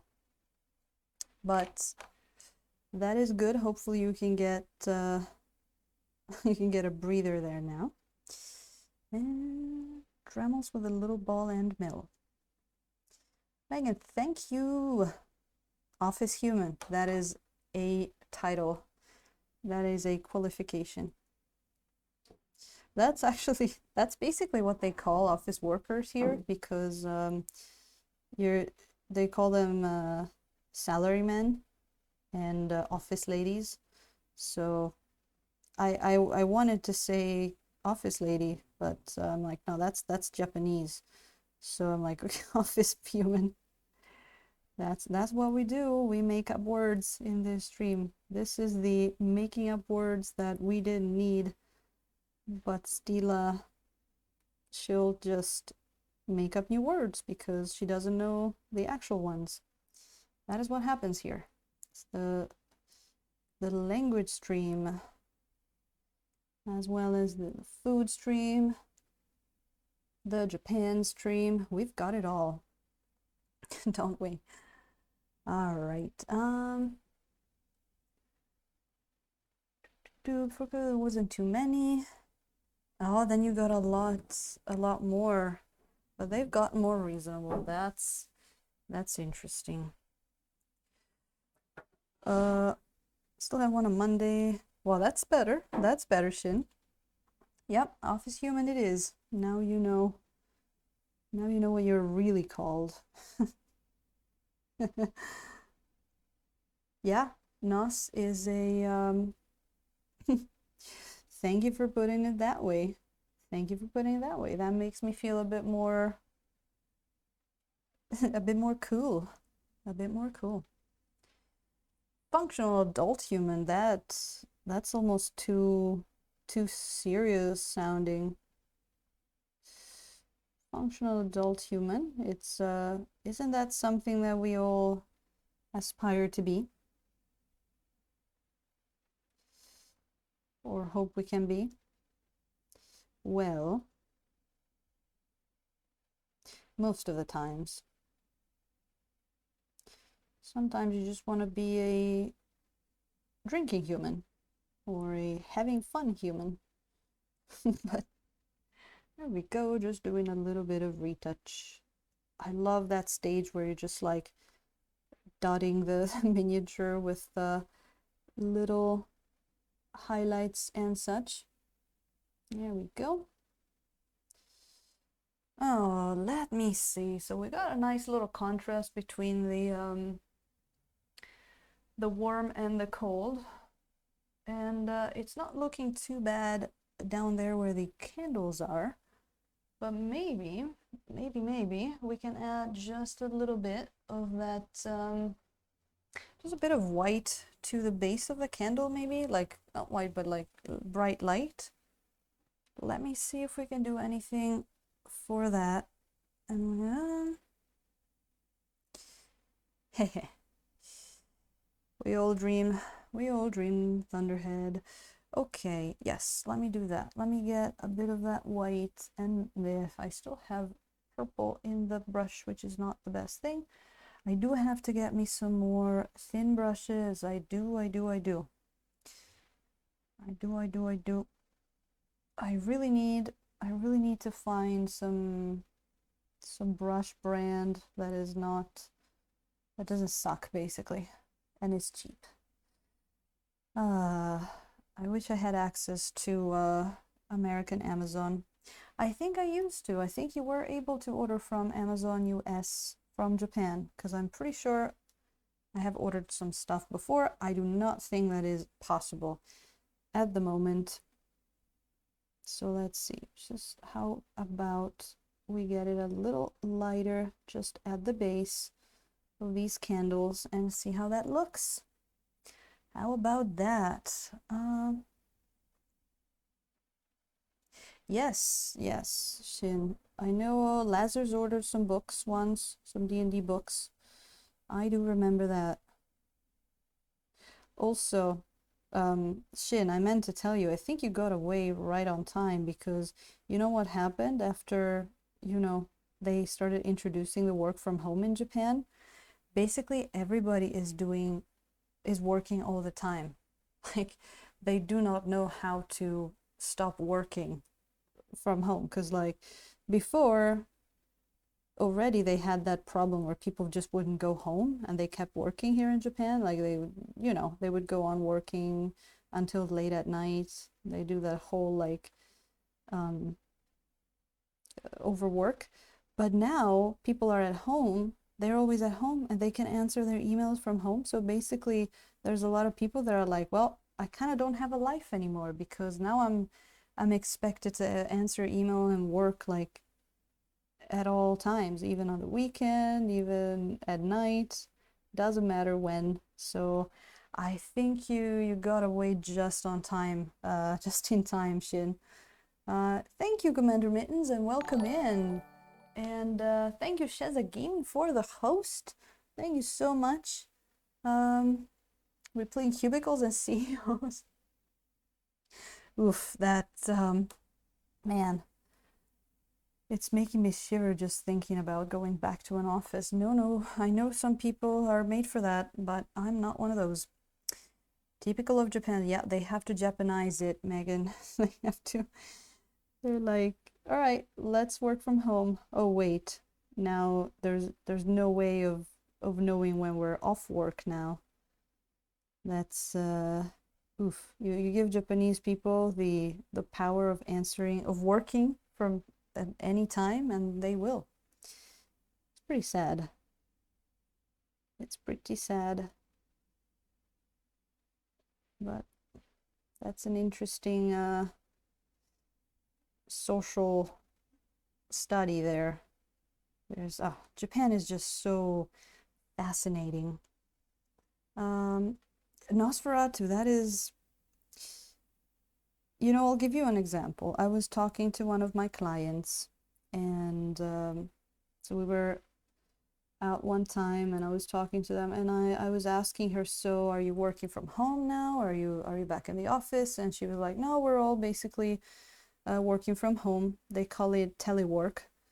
And I'm like, how is it? How do you like it? Because it's a pretty new thing in Japan. Like, but like that's not something you do. It's always been pretty traditional of just working in the office. And so she's like, yeah, it's cool, but now I kind of have to, I kind of have to always be there because my superiors will send me emails at night and stuff and on the weekend. And even if I don't answer, there are some people in the office who do. So now I have to too, because it's like that social pressure. So it's like, ooh, that's it's rough. They're not used to that kind of stuff. But yeah. Uh, yeah, that is pretty unhealthy, Commander Mittens. It's I mean, Shin can tell you and I can tell you that it was the traditional office work in Japan was pretty unhealthy to start with. It's especially in a big city like Tokyo, it's you get a lot of people that that work until very late at night, and they really develop that mindset that the company is your family, and you're like you're you kind of like owe it to them, and they have a weird way of considering rather than praising someone like getting everything done in a day and going home early, it's more about you showing that you spend time at the company. So I remember having coworkers that like they would work a lot slower than I did, but they stayed at the office until 10, 11 at night because that's kind of what they did. So that's interesting. Yeah, to the it's not the dream kind of job for me. The Japan offices can be pretty rough. But it is pretty crazy. I have quite a few stories of stuff like that from working in an office a couple of years. It's that's how I know Japanese though. That I've worked in a Japanese company, and that's how I can speak most of the Japanese I can speak, um especially the sorry, I was stretching. The formal one. So that did me good. It was an experience I wouldn't repeat, but I'm happy I did. Japan is crazy, isn't it? Hero Dragon. That's why we love it. That's why we love it. Mm-mm. That name did they give working to death syndrome? Oh, Karoshi, I think you're referring to. Yeah, that Shin already bit me, but it's with an A. Koroshi just means to kill Shin. But yeah, like death by work. Yep. It's if you want to know something a little dark, James, I'm gonna tell you in a second. Let me catch up with chat. Yeah, Karoshi, exactly. After this, one have just tragic thing. They expect their outsourced companies to do the same. Yeah, yeah. I think some people just um they just think that it's the same abroad, you know. But yeah, James. So we have our trains right in the Tokyo area, and they're usually pretty on time. They're really efficient. And if there's a delay, they'll usually have inside the train they'll have these screens, and they'll tell you what lines are delayed and the reason. And one of the reasons, I know like Shin and Megan already know where I'm getting with this, but the most dark one is I think in English it's translated with person injury of but I think the Japanese is more like person something like person body related accident if you translated it like literally. And that most of the time kind of means someone, maybe jumping on the tracks. So yeah, sometimes you'd be going to work and the train stops and you see that Jinshin Jiko on the board and you're like, oh, oops. So that's it. And education employment. Ooh. My boyfriend works in game dev and he's currently working on a Japanese game. They would send replies on weekends or weird times and expect exactly Commander Mittens. I'm getting the same from my people. One thing you not a lot of people know you can do is like you can just get them used that of what kind of worker you are. Because I remember when I was in the office, I would just go home when I was supposed to go home, and then they started expecting that from me. If you start doing the Japanese thing, then they'll expect you to. Like you kind of have to like train them. All right, like I'm not. Yeah, I'm not doing the overwork thing. I'm of course it also depends on what kind of company you're in, but at least mine, they were okay with people just giving them results. It was weird. It was more the workers that would stay there later. We even had a meeting one time when they were like, all right, we heard from up high, they want to limit like the time that people can stay here. So like you guys, you have to go home not after 9 p.m. And people are like, ugh, really? But come on. Like it's so weird. It's so weird. People jumping in front of trains happen a lot in New Jersey too. Yeah, that's I mean, they're not specific about that, but usually when you see that, it's probably that. Uh, oh yeah, it happened to you once. Yeah, I mean, I got it all the time. If you commute in Tokyo, and it's like every other week. Way too fucking lazy to be Japanese, apparently.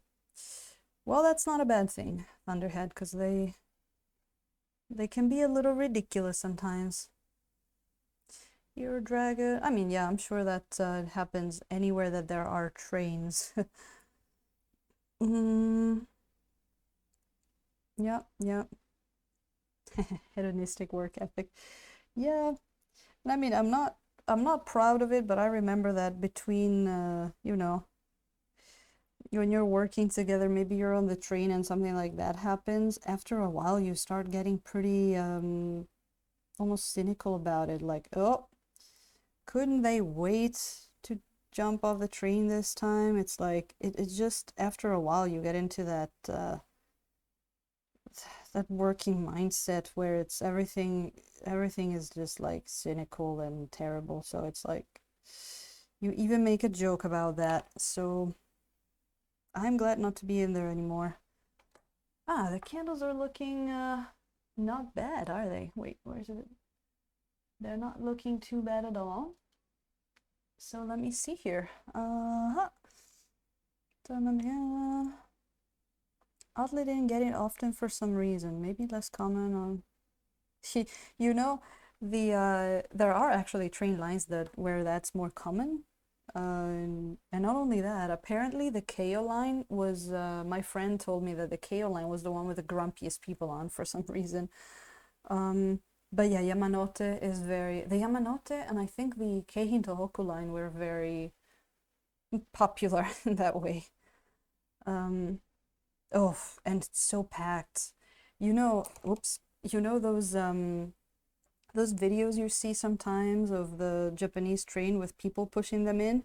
I have been one of those people being pushed, and yeah, when it's like you're doing that every day, oof. I changed house a few times, but some of the places where I lived, the train was just too much. it was just so busy. I remember my record that I had to wait. I was in Shin. I was changing in Takadanobaba, and the trains were so packed that I had to wait 7 trains to be able to get on. And the trains pass every like less than a minute, like every 70 seconds. So they're so crazy. Um, yeah, popular. You know. Binge been 3 times and it happened on 2 of those trips. Yep, yeah, it is pretty. I mean, again, it could be anything. In the morning too, sometimes it's the platforms are so packed that someone generally just falls, and being Japan, they have to do all the controls, and it ends up like stopping the whole thing for a bunch of time. So it doesn't necessarily have to be someone that decided to throw themselves, but then sometimes you get the weirdest things. Like one time I had I had to wait on the train because a tree fell on the tracks. So what is making noise on my table? Wait, what am I? There's something making noise on the table. Sorry.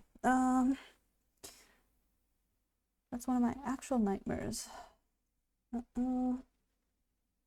Good way to catch an elbow, yeah. Start throwing bows. Ooh, Grosso. Grosso, welcome in and thank you. We're talking about very happy things like people jumping in front of trains. Don't you want to join us? Don't you want to join us? But yeah, Japanese trains are crazy.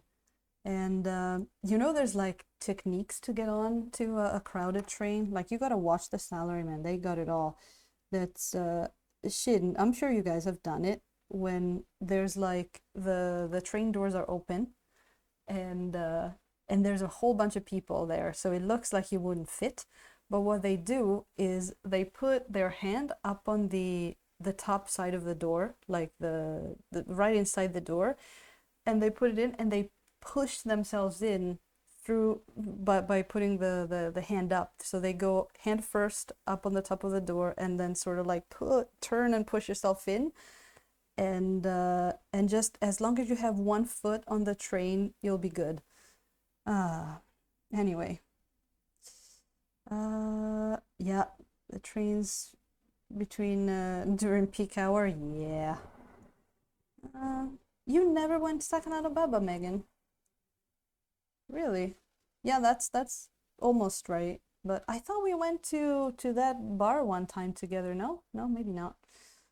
Um, a Hero Dragon. We actually had some beautiful plum blossoms. The cherry blossoms, not the traditional ones, but there are a few early blooming ones that have started. So, but I think this year the cherry blossoms are supposed to be a little early, so they might start pretty soon. Have you seen the plum blossom pictures that I had? I'm not sure. I can show them again. We haven't shown them in a while. They're quite pretty. Needs to be squashed left and right instead of front and back. Yeah.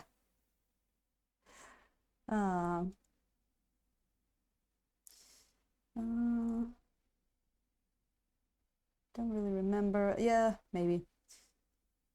Nos. I know. I do like cities though. I do like cities. I think right now I'm kind of like in the perfect place of living near it, but not in it. So I can go enjoy it when I want, but I don't have to deal with crowded trains every day. And not working in an office definitely help. But look at that, the Hero Dragon wants to see what we got. Let's go see it. We've done it once already, and it shows you a random mini that I painted, and we got the one that's like the same girl as this one. So let's see which one we get this time. That's where you're into now. That sounds great. It's kind of like best of both worlds.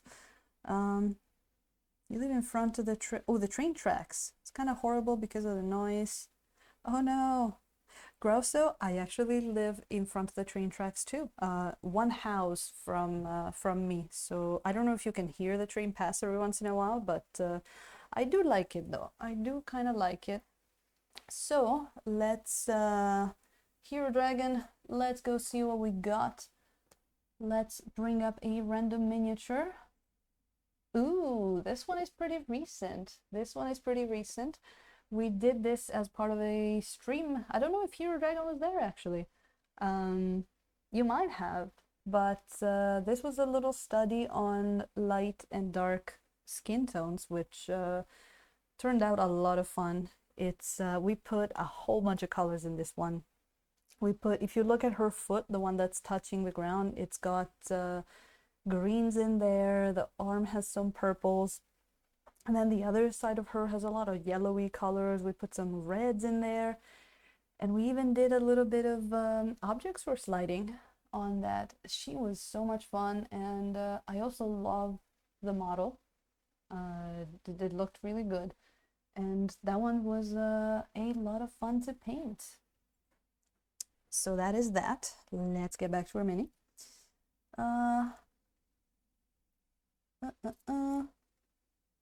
You see, I'm not that brave to battle others for a spot on the train. Yeah, I mean, if you can wait, you better wait. The bug stream. Oh, you mean the bug leg stream? Was that the earthquake one? You know, I don't remember. Which one was the earthquake one? I thought it was one of the earlier ones. We didn't have the good camera yet. And I don't think she's in the good camera. It might have been that one. You know what? It might have been that one. It might have been that one. That's, I don't remember. I was hoping maybe someone clipped it, but doesn't look like they did. It was pretty funny. We had, we did have maybe another small one, earthquake after that, but I don't think you could see it on camera. The one we have, I think you could, because I still had like the old phone camera thing, so it was pretty shaky, my setup. But let's see here. Just putting some highlights up on this kind of light here. Getting any further away from the city I work in without getting closer to Seattle. Oh, because getting close to another city. Ah, I like C. Nice. At Nos, yes, we did have an earthquake on stream. Not a big one, but I think it was a big enough one that it was actually shaking the whole camera. So that was pretty fun.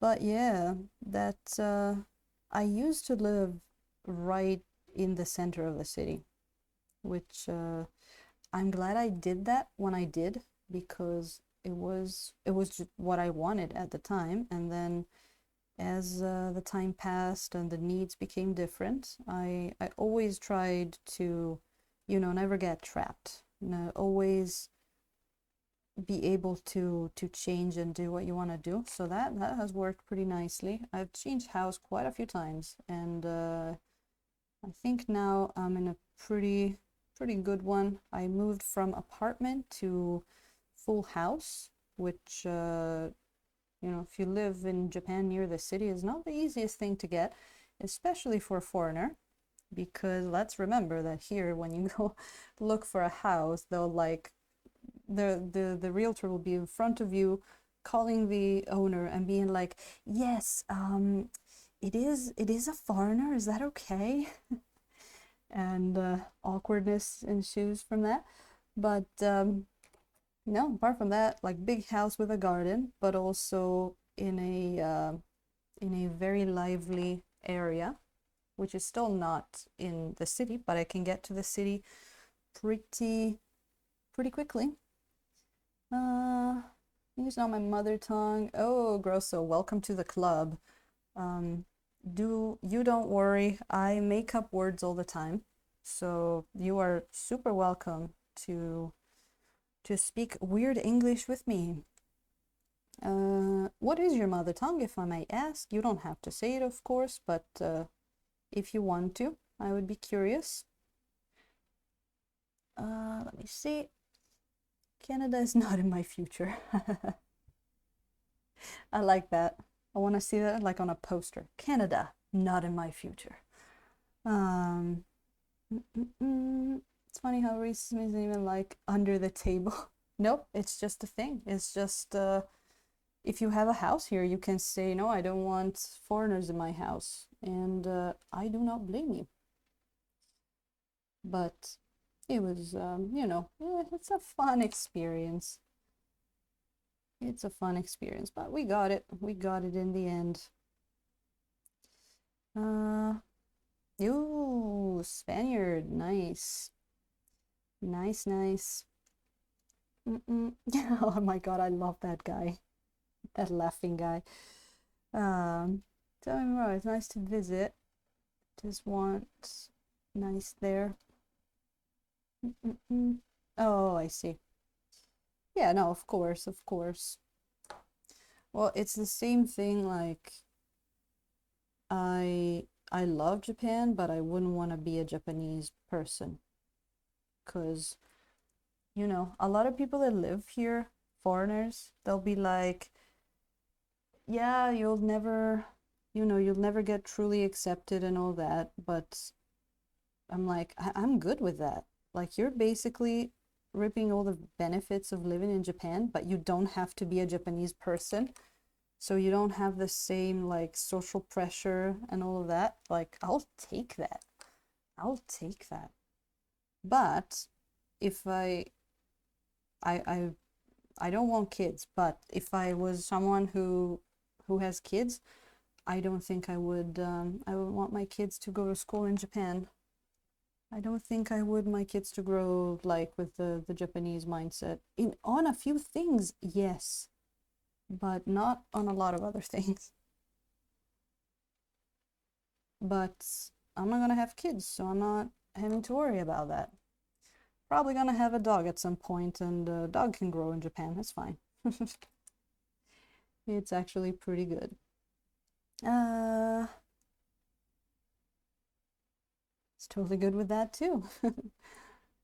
Speaking of nice to visit, wife and I were looking and traveling to Spain. Ooh, yeah, Spain is beautiful. Spain is beautiful. I have been to a few places. I've been to Barcelona. I would love to go to Madrid. It's I know two people that have lived there, and it's their favorite place to live. So Spain is definitely beautiful. And if you get over to Europe, you can see so many places. You can hop over to Italy as well.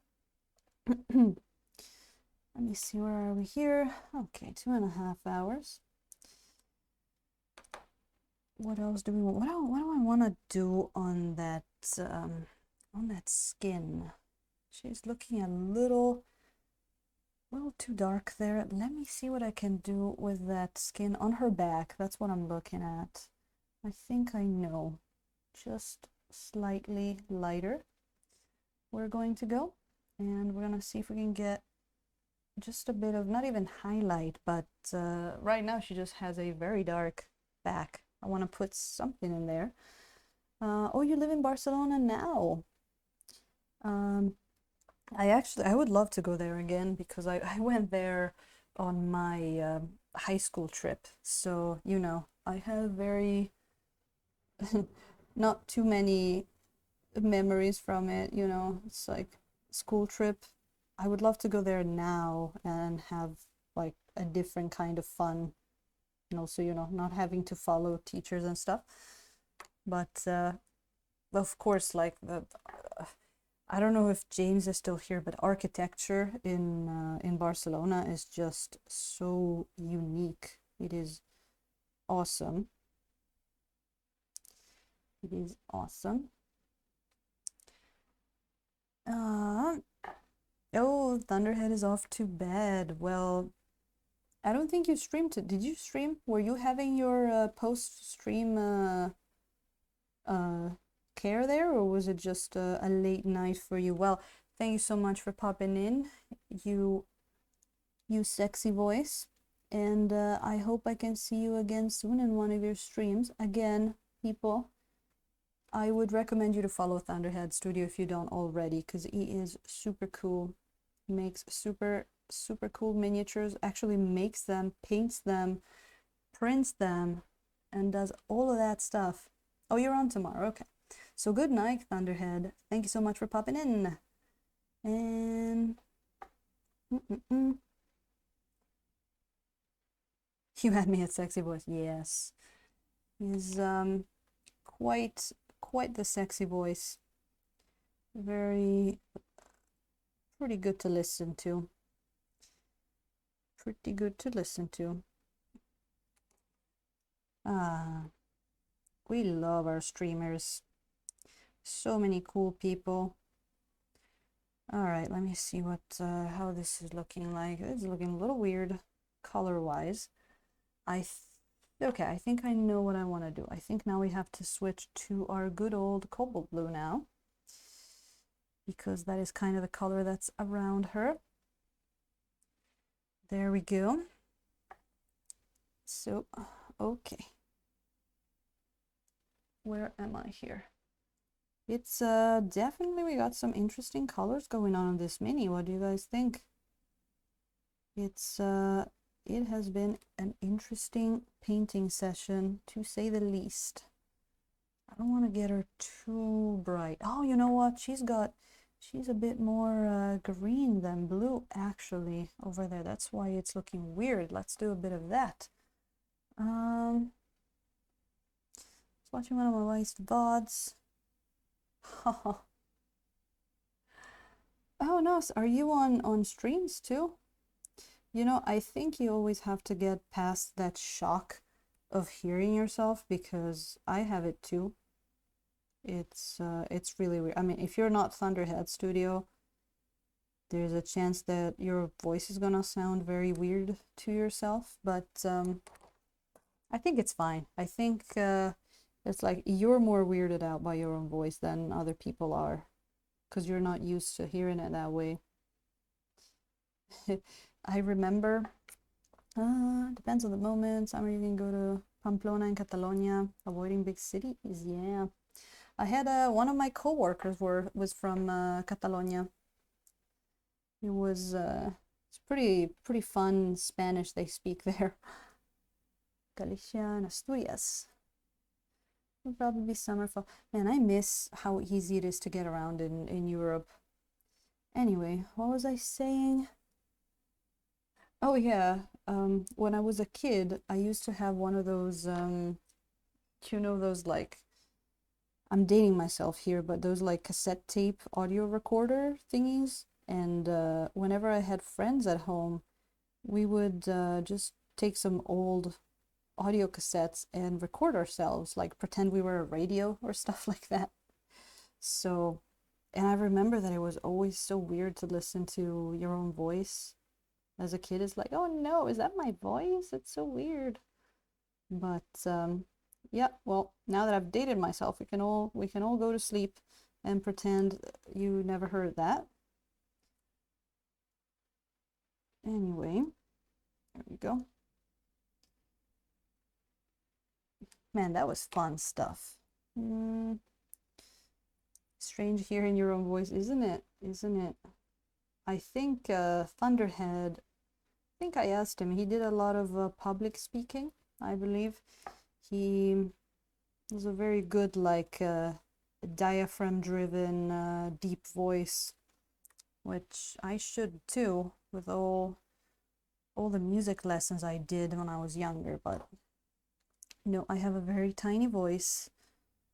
Oh, she does co-op gaming on Fridays. That sounds nice. If you want to link her, I think if you do the so thing, it works even if the person isn't on stream. Feel free to throw a link in there if anybody wants to go hang out. And I will make sure I give her a follow. So if you're there too, I can say hi.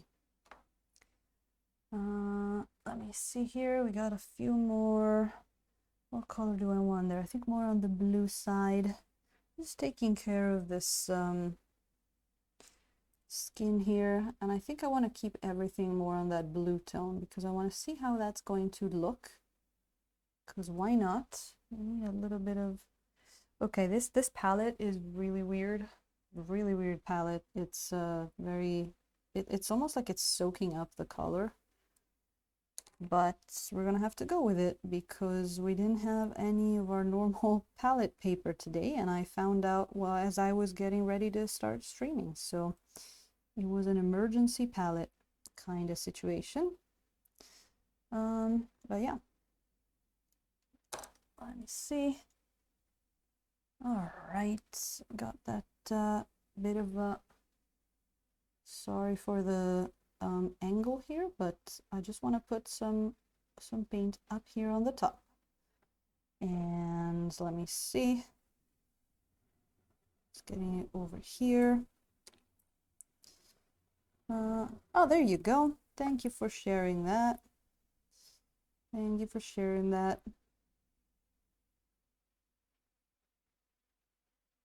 All right, got that. Man, I love doing the blending brush. It's so much fun.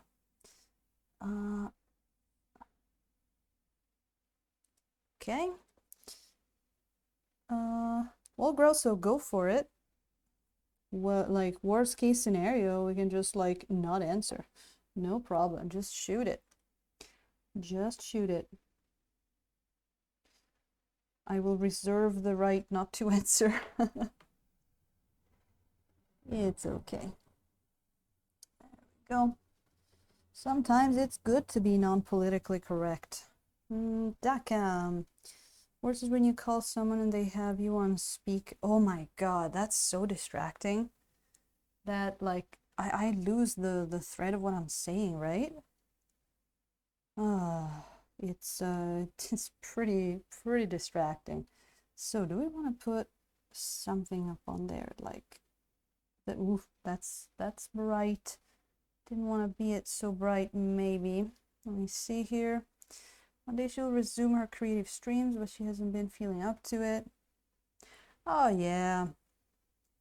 Yeah. Well, I hope you can do your like level up of the craft room soon. I know, as someone who has moved around a lot, I know how it is when you've got something like a room that's not done yet and you wanna do stuff in it, but you wanna get it done as well, and it's like, ugh. So I hope you can get that soon. It's cool that she's still doing streaming with something. It is nice. Start hearing myself in real time.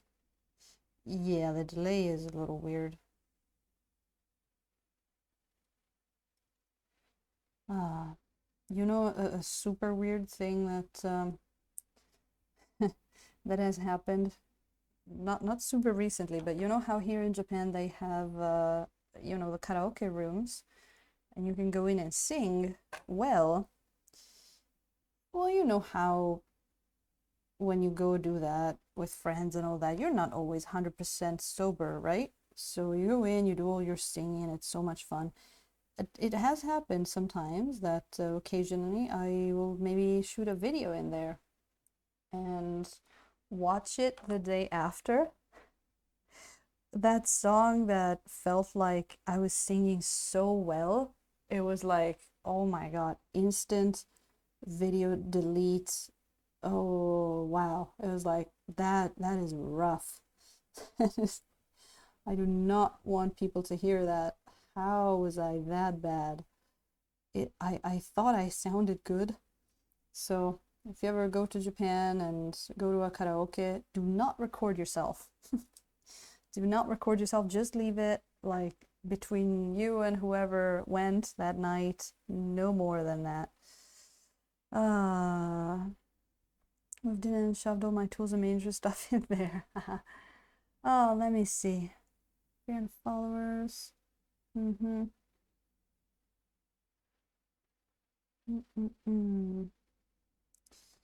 who know how to paint properly, and there are a lot of people who don't even know how to grab a freaking brush, and they have like thousands of viewers. Um, Grosso. I guess there's so many answers to that. Well, the first one that I would think is it's really cheap to buy followers, for one thing. It is really cheap to buy them. And then, I think a lot of people that have a lot of followers, it could also be because they bring them from other platforms. I mean, a lot of people that have a lot of followers might be because maybe they're good looking on camera. Body painting streams. Sorry, I had something in my throat there. But I don't really look too much at the follower counts there. We just have fun here. Do you stream in Spanish then?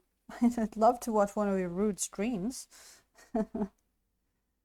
Oh, Megan, I would beg to defer if I show you that video of I guess it's like it's all about how many drinks you've had. I'm very good up until a certain number of drinks, and then after that.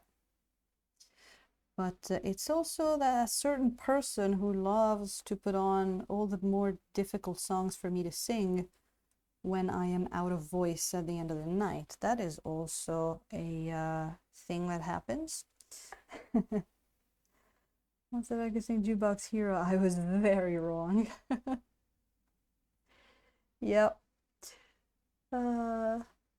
Be pretty and have thousands of people watching you sleep on camera. Yeah, I mean, that you gotta say things the way they are. That is definitely a thing. Yeah, sometimes they pop up on my thing and it's like thousands of viewers and it's literally like just a girl on her bed in her underwear. I'm like, okay, and I can't paint a topless miniature piece of plastic. But okay, now I'm deciding what to do on her underbelly there. Well, can we, let me think. I think I know what to do. Well, and it's, I'm pretty new too to the streaming, so it's, I've started at the end of, at the end of last year, and my community is already pretty big, which is cool. And I wouldn't be surprised if it would like you see other people that start streaming. I mean, the fact that I'm a girl could actually have granted me a certain kind of advantage, sadly. Like, it's not, it's a thing. If you, like, you can be a guy that's really good at something, makes a really cool stream, and you might still get beaten in follows by a girl that's not all that good, but she's showing the merchandise. So that's part of why I didn't want a face cam. I just want to, you know, just let the minis do the job here. But I think for our small community of miniature painters, we have a really nice environment going on. And it's like everybody's so nice and everybody supports each other, give each other shout outs and all that. And I'm glad we're not like one of those big, gaming communities. We're pretty cool, aren't we? We're so cool. There you go. That might have been a little better like that.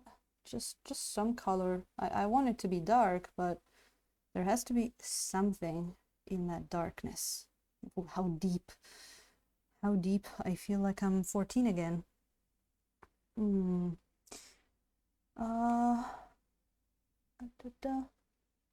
God, TikTok makes me feel old too. I do not understand TikTok. Ooh, I know that she often gets about half her viewers from TikTok. Yeah, too old for that. Sorry. Do not understand. There are problems with, like, if you know what MySpace is, you probably shouldn't be on TikTok.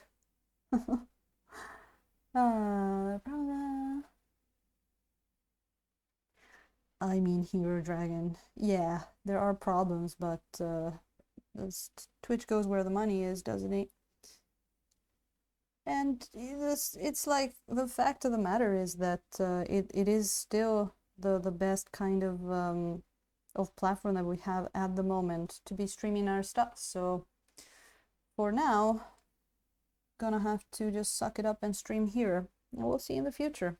But they do make it really easy for streamers with all the stuff that they have, the easy way to do stuff like thank you Ivana for that follow. You know, things like supporting, giving people money through Twitch. They make it really easy. So it's a bit of a, you know, both sides of the coin there. Oh, Commander Mittens having some dinner. I hope you enjoy that. It is, it's always dinner time for me. Mm -mm -mm.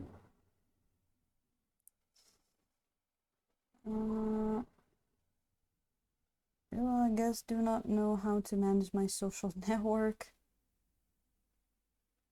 I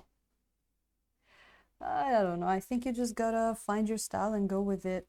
And I know I've seen some people getting a little frustrated lately about they just, you know, they look at what they have and then they look at how other people are doing their social media thing, and I'm like, oh wow, if I did like this, I could have these many more followers. If I did like that, I could, you know, that it kind of get frustrated by the difference between them and other people. So I don't know, just pick something and go with it, and don't feel obligated to be on every single social media, I would say.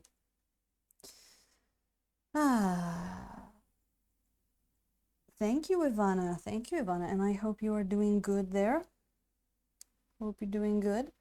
We're getting at a pretty good spot with this girl, actually. I'm actually looking for you know, some last minute things to do to it. We've been painting her last stream and this one. And we've been going pretty it's been an improvisational kind of stream because we didn't know what kind of colors we wanted to put on her until we started her, which was a lot of fun. There we go. Okay, well, it's not looking bad at all. Do I want any other part to be darker? Let me think. Let me think. No, you know what? I think I'm just gonna add a few more. Oh, yeah, you know what? I'm just gonna add a few more highlights in the metal there, and then we might actually be pretty close to good here. Let me see. Try not to compare yourself to others. Yeah, isn't it? Yeah, it's really easy. Like you get, you're like, all right, this is gonna be my system. I'm gonna be doing this and this and this, and then you look at someone else and it's like, oh, but their thing looks like it's working better than mine. It's just like, and then, you know, sometimes it's good to do a little bit of comparison and maybe better yourself, but you can't go too heavy with that. Can't go too heavy. I don't know, so far with the stream, I've been pretty good by just, you know, doing as I go. Like I started the stream with just a few ideas of where I wanted it to go, and then kind of like adjusting on the way. And my biggest thing is I'm just trying to be as constant as possible. Oh, thank you for the follow, Grosso. Like keep it simple. That's kind of like my motto here. I don't know if it's because I've been working with social media and with for some actual like work stuff, So I'm pretty like jaded about the whole like, being on Facebook, getting followers on Instagram. It's, I think really after actually working and doing social media for a company, I think you just realize it's like it's all about how much money you put in it, because it's all about those ads you do. No, I don't want you there. Go away. So like right now, I I post my pictures on Instagram without any hashtags or anything, just post them there. And then the live streams are the main thing for me, and they're just a lot of fun.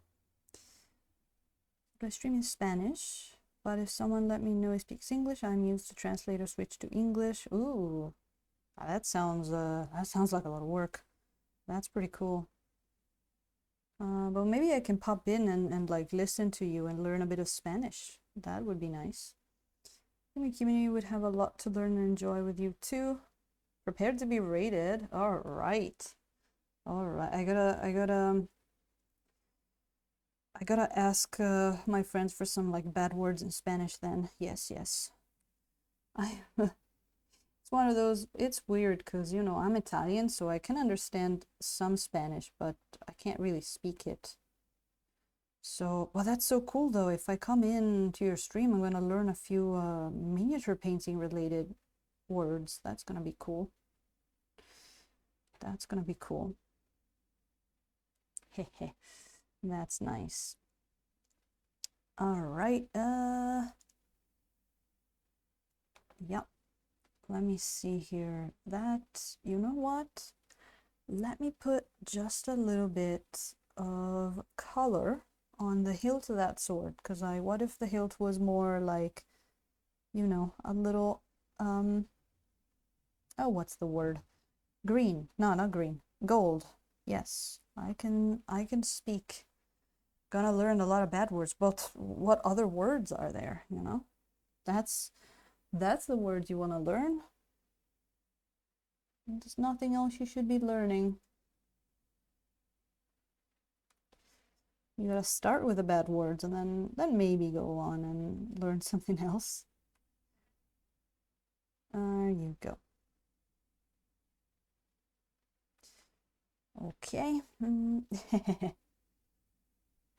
Exactly. Oh, I just noticed something else. I wanted to do about that hand. Actually, you know what? Let me get some of that skin tone really quickly.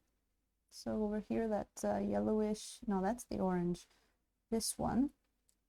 Let me see if I can put some skin tone back in there. Oh, yes, that looks good. Yeah, we haven't done too much with the skin tone over here because the paint was kind of was a little saturated there. Was stripping a little bit, but maybe now, and also, man, now I'm seeing all of the little details. This things need some highlights. So let me see there. All right. So ooh, you got what is it? Is that Gross's Instagram there, Nosferatu? Are you calling them out on their beautiful stuff? I gotta go look at that. Nice, nice. He's stalking Instagram. Hey, hey. That's nice. I'm gonna have to go look at that, and thank you for sharing. Thank you for sharing. It's always good to show off other people's stuff. And it's even better if other people notice it and share it with the rest of the community. It is really cool. I actually noticed that sometimes people do that with my Instagram, which is really cool. Like I share my stuff and I don't use hashtags, and then people will put my posts in their stories. So that's been pretty cool to see. It's really nice. Uh,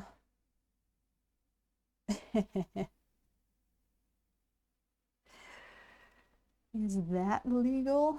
What else was I doing that? Oh, yes, yes. I wanted to get a little bit of the more yellowish kind of highlight in there in this blade over here. Yes, yes. Look at that. Maybe even a bit more of the orangish kind of color. Oh, look at who's coming in. Speaking of amazing streamers, Aaron J. Bang just rated us. Man, how are you doing, sir? Hey, Cat, thank you so much for that. Is there a raid coming in? Whoa, how are you guys doing? How are you guys doing? Whoa, thank you, Kings of Asgard Studios, for that host. Thank you so much. Aaron, were you doing some more of those beautiful, beautiful golden minis today? I know okay, I am really bad remembering what day is what, but I think I was in your stream yesterday, if I'm not mistaken. That might have been another day, but do forgive me if I am wrong. My days just kind of all feel like they are the same day, but thank you so much for coming in, you guys. Do you know Aaron? Because if you don't know Aaron J. Bang, you should probably go give him a follow, because he does some super impressive true metallic metals, which is actually, I see a lot less. It's a lot of people, including me, doing a lot of non-metallic metals, but his metals are on point. His minis look beautiful. He has the best music of all Twitch on all the time, and he is a great host. He interacts with chat a lot, and he is just great company to have. Hey there he is. Finish those. Oh, there you go. But you. Oh, so what did you do today? What did you do today? Let me know. I saw you were on. I was just like trying to finish working as quickly as possible because I wanted to go online, so I could not come in and say hi, unfortunately, but luckily you came in and said hi, which is great. So welcome in, everybody. We've been, this is our second stream of painting this girl over here, and we've been having a lot of fun just doing a little bit of improvisation for what concerns the color scheme. So we just got her, looked at her, and went like, okay, this is what we want to do. We went for a bit of, you know, almost abstract kind of look to it, and we had a lot of fun painting these candles. So yeah.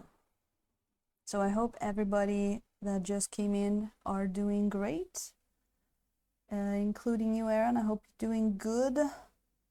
I forgot to tell you, I saw your guitar behind you the other day when you did that thing where you put the big camera on. I saw your guitar behind you for the first time. I noticed it.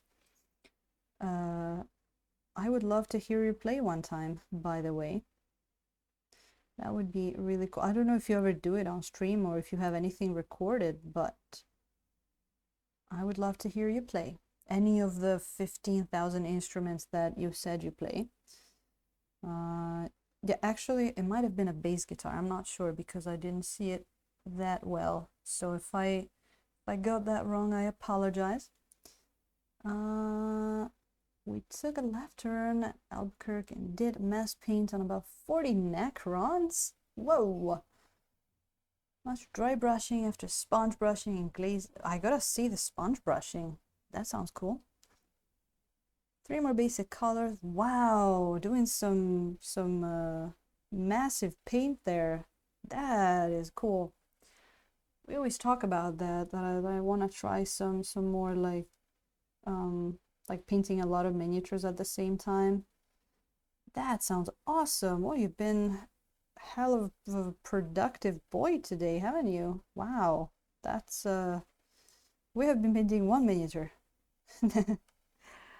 Awesome. Contrabass and an acoustic guitar. I think I saw the acoustic guitar. That's right, you also play the contrabass. That is so cool. That is so cool. I think I held one once back when I was in the in music school. Someone left it in the classroom, and it's like my friend and I just grabbed it and just played it very badly, but it felt so badass. So cool. So you people go say hi to Aaron and just give him a follow if you don't already. And so next time he streams, you can go in and see how awesome of a streamer he is. Oh, you're joining a band? That's awesome. Then I can hear you. That's so cool. That's so. Are you just gonna like rehearse at your place or something? Man, I miss those days when people would come to my house and we just rehearse all night. That's so cool. Oh, we're busy. Contrabass, the mightiest of the stringed instruments. That is a very good description for that. Yeah. So what are you gonna play in the band? Now I want to know as I look for other stuff to paint. Oh yeah, I wanted to fix that feather up there. Wanted to fix the feather a little bit as we welcome in. Who are we welcoming in? Halaku, thank you so much for that follow. Welcome to the Brush Brigands. Welcome to the Brush Brigands, where we paint minis, mostly in oils. I think so far we've painted them all in oils. And have fun chatting about random stuff. Welcome to the club. I hope you're doing great. Oh, that's awesome. I will totally remind you. I will bug you for that. I will surely do that. I feel special now. That's awesome. Oh man. Da, da, da. Cool, cool. Fat bass. I like that. Yeah, it's a mighty stringed instrument. Although, oh, you know, an instrument here in Japan that I would love to learn how to play. Have you ever seen a koto? It's literally a plank with strings, and it has, I believe, 13 strings, and you do all sorts of weird things with it, and it looks so cool, and I want to play it. I would love to try it. I even see that they have some like probably pretty bad ones, but they're at our local thrift store. They had like 4 or 5 there for like $50 a piece. Halak is another musician. We're going to play his newest album. Oh, that's so cool. That's so cool. I hope I can get that. Well, welcome in, Holaku. Do you stream too? I'm so stupid. I was asking Aaron about him, but he is in, they are in, so that's awesome. Let me see here. Oh, that's so cool. Yeah, I like people mixing different things like the I gotta redo this. The miniature painting and the music. I got someone else. I don't think he's on today, but he does miniature painting and car stuff together, which is also pretty cool. So that's awesome. That is awesome. I love to plug my homies. I stream very rarely. Okay, gotcha. Oh man. Well, I gotta throw you a follow as well, Malaku, and thanks for joining the madness here. Thanks for joining the madness. She's a little bit of a weird one. We do things like, where's my minnow? Where's my guy here? We do things, sometimes we do bigger things like this guy that is not currently fitting in the camera, but this was actually true metallic metals and oils that we tried. So we did a little bit of that. The base I didn't do on stream, but it was a lot of fun. Anyway, we do things like painting minis in 4 hours like this one, which was also a lot of fun. And what else do we do?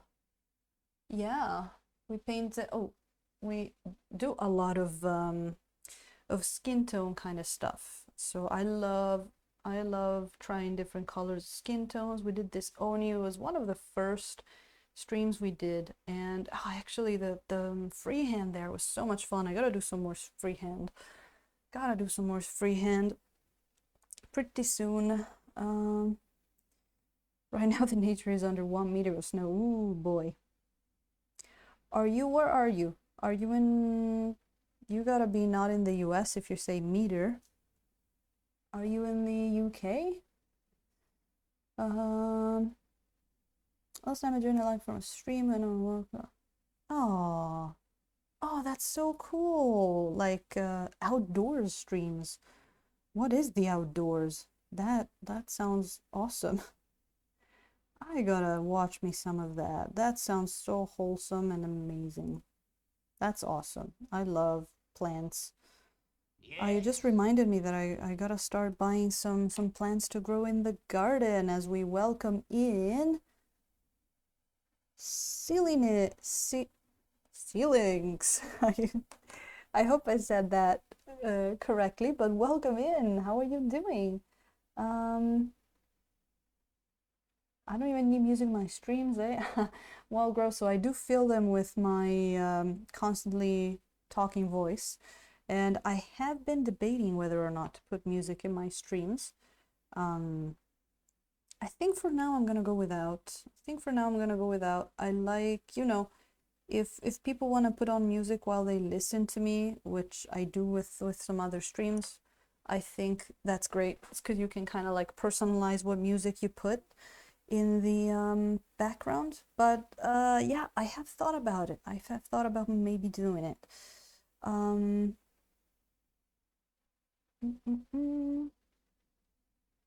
Oh, thank you, Aaron. Thank you so much. And good day to prime terrain today. Da, da, da. Just not a dark winter person. Yeah, I mean, you could probably get some pretty cool streams out of snowy landscapes as well. So I'm curious now, do you like, are your streams, do they have a theme? Or like walk in nature? Or are they more just like whatever you feel like doing on that particular day? I am very intrigued. You do find everything on Twitch, don't you? It's pretty cool. It's I used to think it was just gaming, right? But it is not. It is not, most definitely. It's mostly gaming, but not only. There you go. Well, gaming and body painting, of course, but the voice is starting to go, but we can't leave now. Now we just got raided. Oh, I just remembered what I wanted to do there. Just give me a second to do that highlight.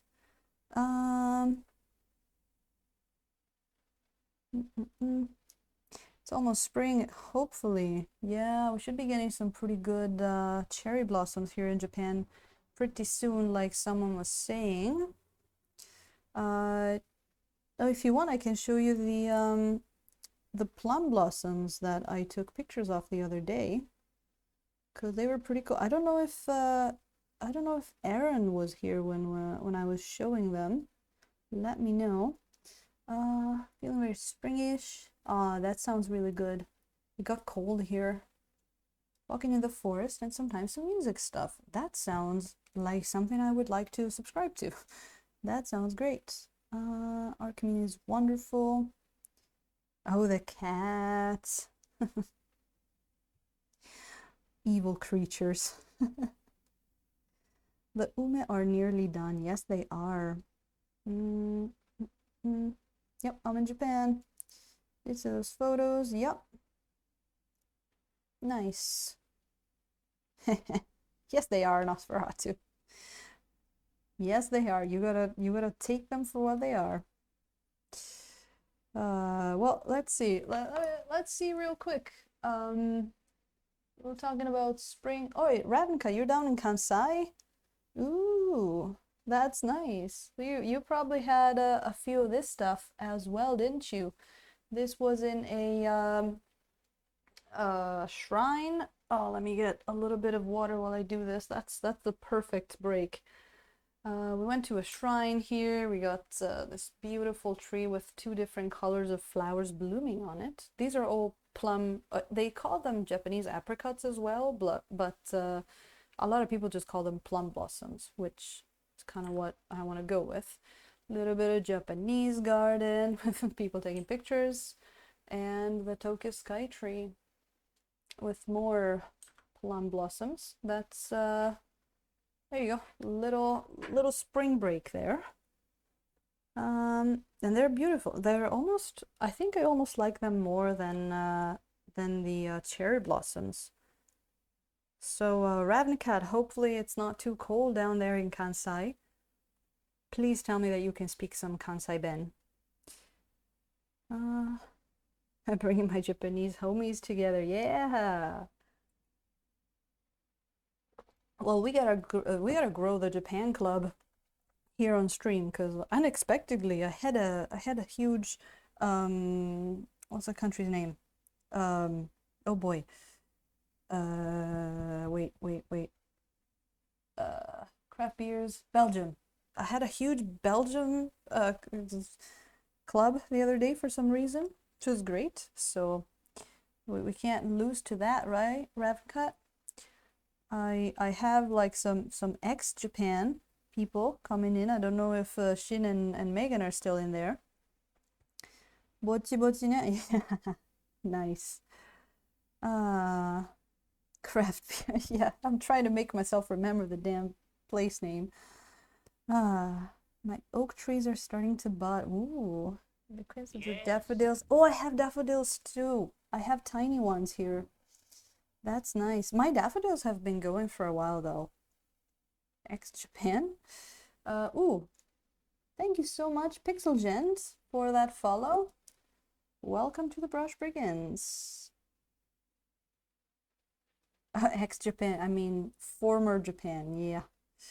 Yeah. Being a smartass. Shin. Okay. Special team of Japanese expats superhero. Yeah. Megan's still there. Oh, the cherry blossoms at Himeji. Nice. No problem, Ravencad. Links are fine here. Links are fine. I'm gonna just go back and look at it later, but people can look and admire the Himeji Castle blossoms there. That sounds great. That sounds awesome.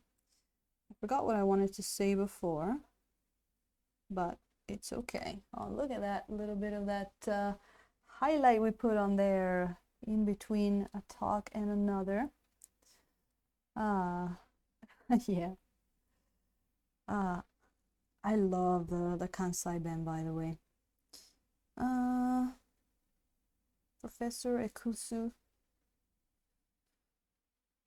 Ooh, that is even nicer. I do love photography as well. Now I want to see those pictures. Actually do something real quick. But yeah, I hope I can go see some cherry blossoms when they bloom. It's crazy here. Everybody, like all the TVs, they have the weather forecast for them. Like they literally tell you like, okay, so in Tokyo they're gonna bloom on this day, gonna start blooming and all that. This brush might be a little big for what I'm trying to do here, but we're gonna go with it. Yeah, it might have been a little too big. But yeah, it's really hard to get good weather though for cherry blossom season. You're almost luckier for the plum blossoms. Oh yeah, now I remember. I was just talking about the daffodils before. So that sounds great, Aaron. I got some trees here that are starting to bud as well. I have a kaki tree and well, there's my legendary orange tree that gave me they gave me all of these and more. And that one's not gonna bloom until way later, but it smells so good. Um, mm, mm, mm. And then what do we have? I have a very unlucky kumquat tree because those trees need sun, and for some reason they planted it in the shade. So it's not giving me too many. Last year it was, but all the stupid birds ate them while I was away. And then we got the Japanese maples that become beautiful in autumn. And the people in front of us actually have a plum tree, which is blooming right now. It's beautiful. But quite the nature. Oh, we got some spider lilies that in October they become like super red and beautiful too. And these are all things that I found here when I moved. Like I just literally as every season came in, I just like stuff bloomed and I discovered it. I even got an app to, you know, the ones that you upload pictures of plants and they tell you what they are, because I didn't know what half of that was. So that was really cool. And I've got a few more trees that I don't remember the names of, but they make really cool flowers. So it's really nice. Oh, I got wisteria as well. I got a beautiful wisteria plant that becomes like purple and blue in June. So we got that as well. Forgot about that one. Ah, stupid birds. I know. Stupid damn birds. I even put a net over the orange tree, but the stupid birds got in and then they weren't able to get out. Why do they have to eat my oranges?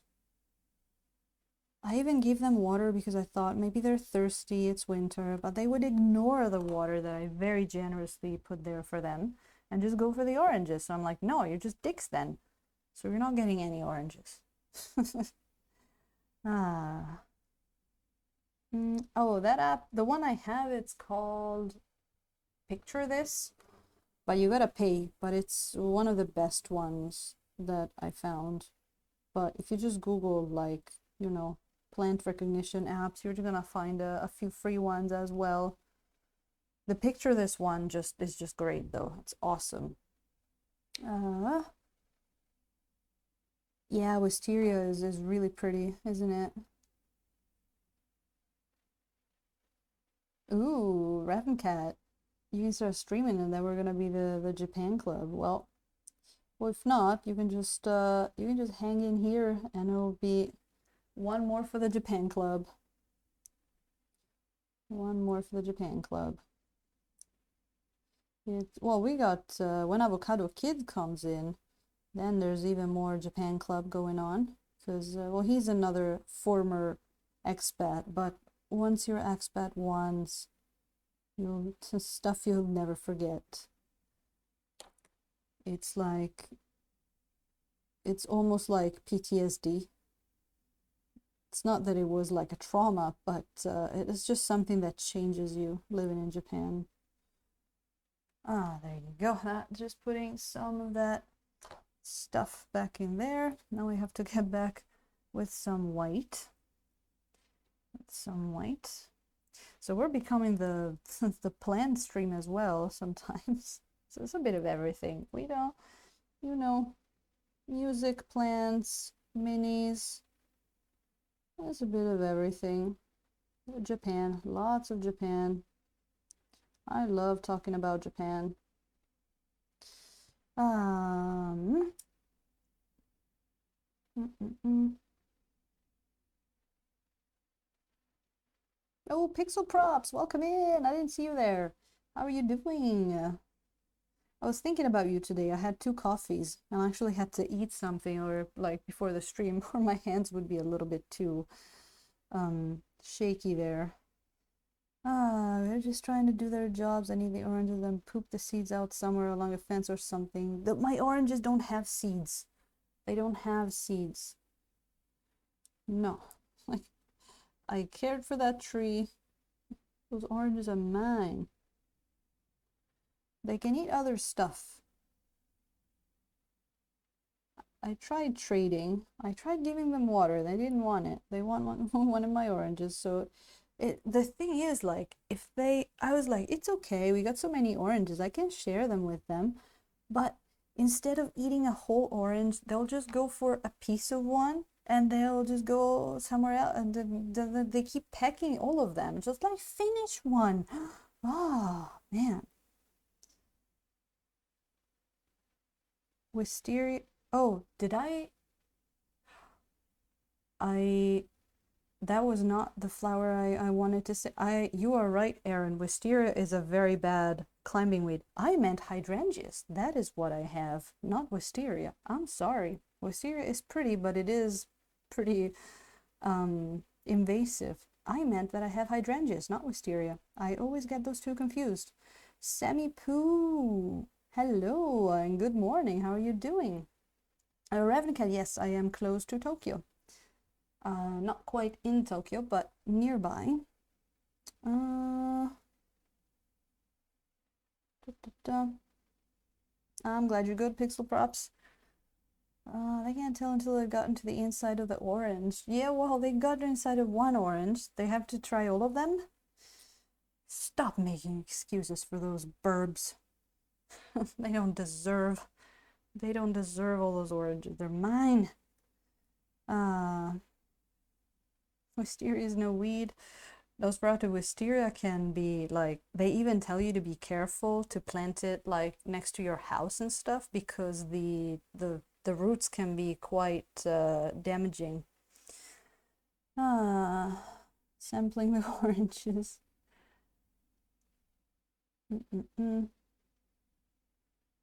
Yes. Yeah, wisteria climbs. There's actually the pictures I just showed of that that shrine. They are actually more famous for wisteria, and they have it growing on this this like wooden structure. I think around May you go there and it's just a sky of wisteria. It's quite beautiful. Quite beautiful. But I know that there's like this old lady that has a super traditional Japanese house across the road, and she has a little wisteria tree. And this thing, like, you can see how the branches, they just like launch themselves out and try to grab stuff. It was like trying to climb an electricity pole. It's pretty crazy. And I actually had a little shrub in my garden that turned out to be a wisteria thing, and I pulled it out and it kept growing. It kept growing and tried to grab my poor hydrangea. Anyway, flowering ivy, yeah. Yep. It is tenacious, yeah. I just like I pulled it out of the ground and it just kept coming back and wanting to like I saw that the thing was back and like a day or two later it was already grabbing my hydrangeas branches. I'm like, nope. It's like bad plant. Bad plant. Let it go. It took me 10 years to kill it all in my yard. Man, there is a plant here that is a nightmare. I forgot what it's called in English. They call it dokudani here, and it's like this plant that makes these white flowers, and it's the nastiest, worst freaking weed that I've ever tried to remove from a garden. It reproduces with the rhizomes, like the roots basically. So if you leave even a tiny piece of a root, and the root go deep, like you try to like follow them, and I made like a crater in my garden trying to take them out, and they just take over the whole thing. The flowers smell terrible, but they do use it in tea and stuff like that, I think. It's just a terrible fucking weed. I think it's called devil's weed or something like that even. I'm not sure. I thought it had like devil in the name, but I'm not sure.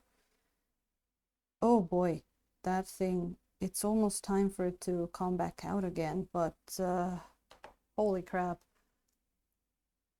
Anyway, I'm just putting a few more dots in here, but I think she's looking pretty done. I think she's looking pretty done. It was fun to try something different, actually. It was a lot of fun. Water Jellin, welcome in. Thank you. This mini is a 3D printed mini, and the modeler is Artisan Guild. I believe they have a Patreon and all that you can check out if you'd like. It's I do paint quite a lot of stuff from them. I love their I do love their pinup models.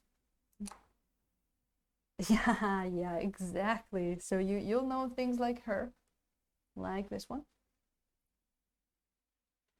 And this one we painted as well. Beautiful one. And where's the orc? Oh, of course, this one as well. So this one I didn't actually do on stream. I painted before I started streaming, but yeah, probably gonna paint a few more of those as well, because we love those. They're so cool. Water Jellin, I was talking to Nos about that, Nosferatu, and it is weird. The tits version is weird. I wish they had done, I mean, I don't even know what they could have done with it, because, you know, what do you, because she's all lizardy, and then they gave her these breasts that are like super, just like human breasts. It was so weird. It didn't make me feel too good. And I think the file is called Print at Your Own Risk. So they know what they did. They know what they did. They know who their, you know, they know who their audience is. But at the same time, I don't know, it's pretty weird. Pretty weird. I do prefer the, I call them the poison glands, because what else can they be? It's lizard. They don't milk. I don't even want to think of They do, Aaron. They do. I very sadly I cannot paint those here, but a lot of their models will be like maybe a like a version like this maybe, and then they'll have a version topless, which is pretty cool. So yeah, there's a really nice bird folk pinup mini that I want to paint. And she also has a topless version, and I'm gonna have to go with a non-topless version that literally just has like 2 gems on her nipples and that's it. But she's pretty cool. I'm gonna have to paint that one. So I love those things, especially because they give you a lot of skin to work with, which is a lot of fun. But you know, there's all kinds of eye candy. Where's my, look at this drow. It's supposed to be an incubus in like human form, but I made it a drow, and when painting these muscles was a lot of fun. They've got really cool models. So yes. Nerds be thirsty. Yeah, I mean, good looking stuff sells. But well, even their monsters are great. Have you ever seen like look at their freaking beholder? Isn't this sexy? Isn't this super sexy? And this is an old paint job that I did in acrylics, not one of my best ones, but look at this freaking mini. It's awesome. Oops. Sorry, I beat the editor cap in the head. That's a sexy monster, isn't it? Like they're not only they're definitely good at making stuff. It's not only like, oh, we sell sexy miniatures. Their sets are gorgeous. Hey, welcome in, Asurian. Thank you so much for that follow. Welcome in, welcome in. Well, let me see here. We got that there. What else? What else do we need to finish this thing? I was trying to get this thing to behave, but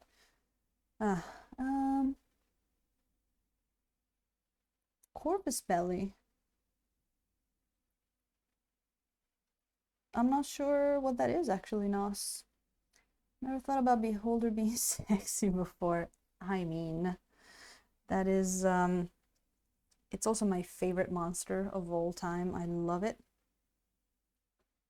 Yep. People just beholder attractive. Yep. Oh, thank you, Water Jellin. Thank you. We're in this one we're using oils, so that's made a lot easier by having paints that don't immediately dry. But I used to also paint in acrylics a bit, I mean, before discovering oils. Then just at the moment, oils are my preferred means of painting. I think I found my match made in heaven. What can we do for this area down here, actually? I'm not sure. Actually, I never know what to do with flat bases like that. Oh, is Aaron going? Ooh, all right. Hey, Aaron, thank you so much for that raid. Thank you so much. It's always awesome to see you in here. And I hope to see you soon. And I'm looking forward to that little guitar that you promised. Looking forward to it. So I'll see you soon. Infinity Aristia Manufacturer. Okay. Yeah. And it's like, beauty is not in the eye of the beholder. Beauty is the beholder. Beholder is beauty. Which I know. Yeah, exactly. Oh man, Assyrian. Well, thank you anyway for joining. Thank you so much. And say hi to your grandpa. I hope he's good. I hope he's okay. We love grandpas. I love grandpas. Yes. Hey, Kings of Asgard, thank you for the follow. I thought you... Oh, no, that was a host. Thank you for the follow. Very appreciated. Let me do a little bit of a wash on this base. Anti-magic fields. Ravnica, do you know what happens when a beholder looks into the mirror? They fall off. Because they anti-magic themselves. So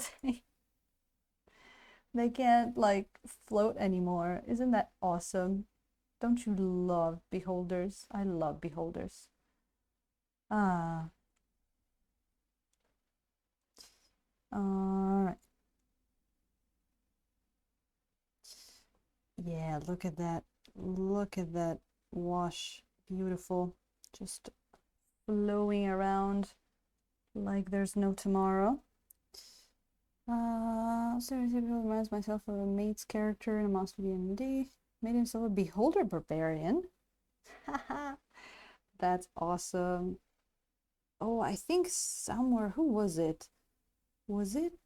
Oh, I forgot who it was. A 3D miniature maker. They made an actual beholder adventure, and it's the cutest thing ever. It's like this little beholder, and it's got, like, you know, weapons and stuff, and it looks so happy to be adventuring. It is beautiful. Oh, I love beholders. Yeah, Nosferatu, they have the anti-magic eye there, so if they look in the mirror, they usually, you know, they can float in the air, but they can levitate. But if they look in the mirror, they're gonna anti-magic themselves, so they're gonna stop levitating. I love how beholders hate every other beholder as well, because they are, in their mind, it's only them that are a perfect creature. Anyway. That seems horribly inconvenient. Yep. I mean, I don't know how many times a beholder would need to look themselves in the mirror, but you know. Well, that is not looking too bad. How is it? How are we doing up here? How are we doing? It's always trying to look at all the parts of the miniature at the same time. Yeah, that's not too bad. I think, I'm not sure what I want to do with that base for now, but I did put a whole bunch of wash on it, so might not want to put color on it quite yet. So I might even leave it there, like sort of like darker like that. It's not a bad idea. Not a bad idea. I think we're pretty good. All right. Any reasonably shiny surface? Yeah, it's like not again. Ravnica, this is going to be sold. So I'm not sure what the person who buys it is gonna do with it, but it's going to be like it's going to be possible to use it in a game as well. Yes. I just saw something. I can't not do it now. I just saw something I want to do. Ooh, we should also pick up oils. I think if you get the chance, you might want to try Ravnicat. You might want to try. And well, here in Japan we've got the Holbeins and the Kusakabe oils that are both pretty good. I'm currently in the process of doing a little bit of experimenting to see if the Holbeins are a little bit maybe shinier than other brands. But yeah, I think everybody should try both acrylics and oils to sort of see which means is the best for them. Because definitely after trying both, I knew which one was best for me. But I know some people maybe will have a different idea. So I would definitely, you know, I would definitely recommend that. Of course, budget permitting. I got 4 sets of oil paints as leftovers from my brother when he... Ooh, Assyrian. If you paint minis, you might want to try them out. You might want to try them out. They're very different than acrylics, so you have to get a little used to them, and you might want to watch some, you know, watch some videos if you haven't, watch some people paint them like Wapelius, if you aren't already. But definitely I would give them a try, for sure. Ah, yeah, wet blending is like, it's like, yeah, leave it to us. We're gonna do your wet blending and more. You did not know you could blend this wet. That was a little weird, but you know. How are we doing here with this thing? It's a little weird looking, isn't it? I think the sides need to be a little darker than that. How is it that when you want to end the stream, you always seem to find out about new things and you want to fix? There you go. I like seeing what Pelly used. Oh, there you go. They seem great for blending. Yep. Yeah, if you know what Pellius, you already know the potential of oils. Not a whole lot of experience either way. You know, I'd try. Oh, Jetrum coming in. How are you doing, Jetrum? Welcome in. King of Asgard, I am using a DSLR camera, a Canon 80D. It doesn't really matter what DSLR you use. DSLRs are great for streaming. It was a bit of a pain to set up in that, like, you know, you gotta find a camera that works with all that and sort of kind of like jerry rig it to work, but definitely worth it for the quality. 1080p 60 frames per second is pretty sweet. If you go back and look at some of the first streams that we have in there, they were rough. I was using a phone camera, but this, oh man, this is looking so much better, and it's great. Eventually, when I change around the layout of my workshop here, I might get a better angle sort of like more from, you know, behind shoulders kind of angle, so I don't have to hold the miniature like that all the time. But yeah, if I can manage to find a space that I can drive without getting touched in peace, I might try it out soon. Oh, for the oils, yeah. But right now I gotta get over and get my grandfather to this. Actually, all right, Asturian, thank you so much for coming in. I hope to see you soon. Oh, what a gentleman! Thank you. Well, if you stick around, we do so many skin tones, and if you have any requests, like I would like to see this color skin tone, just let me know, because I love doing skin tones, and I'm always looking for inspiration. I love comparing different stuff too. Like we did green skin tone and 3 different kinds of greens, that kind of stuff I love doing. I love doing those kinds of experiments.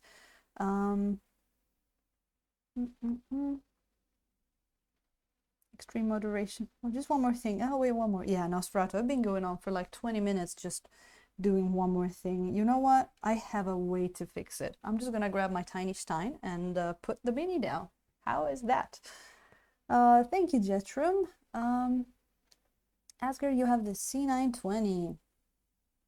That's nice. Are you using it to stream, or are you thinking about using it? Remember to close my eyes, even blowing excess chinchilla dust off the base this time. Daka, that is good. That is good. That is an achievement. You should be proud of that.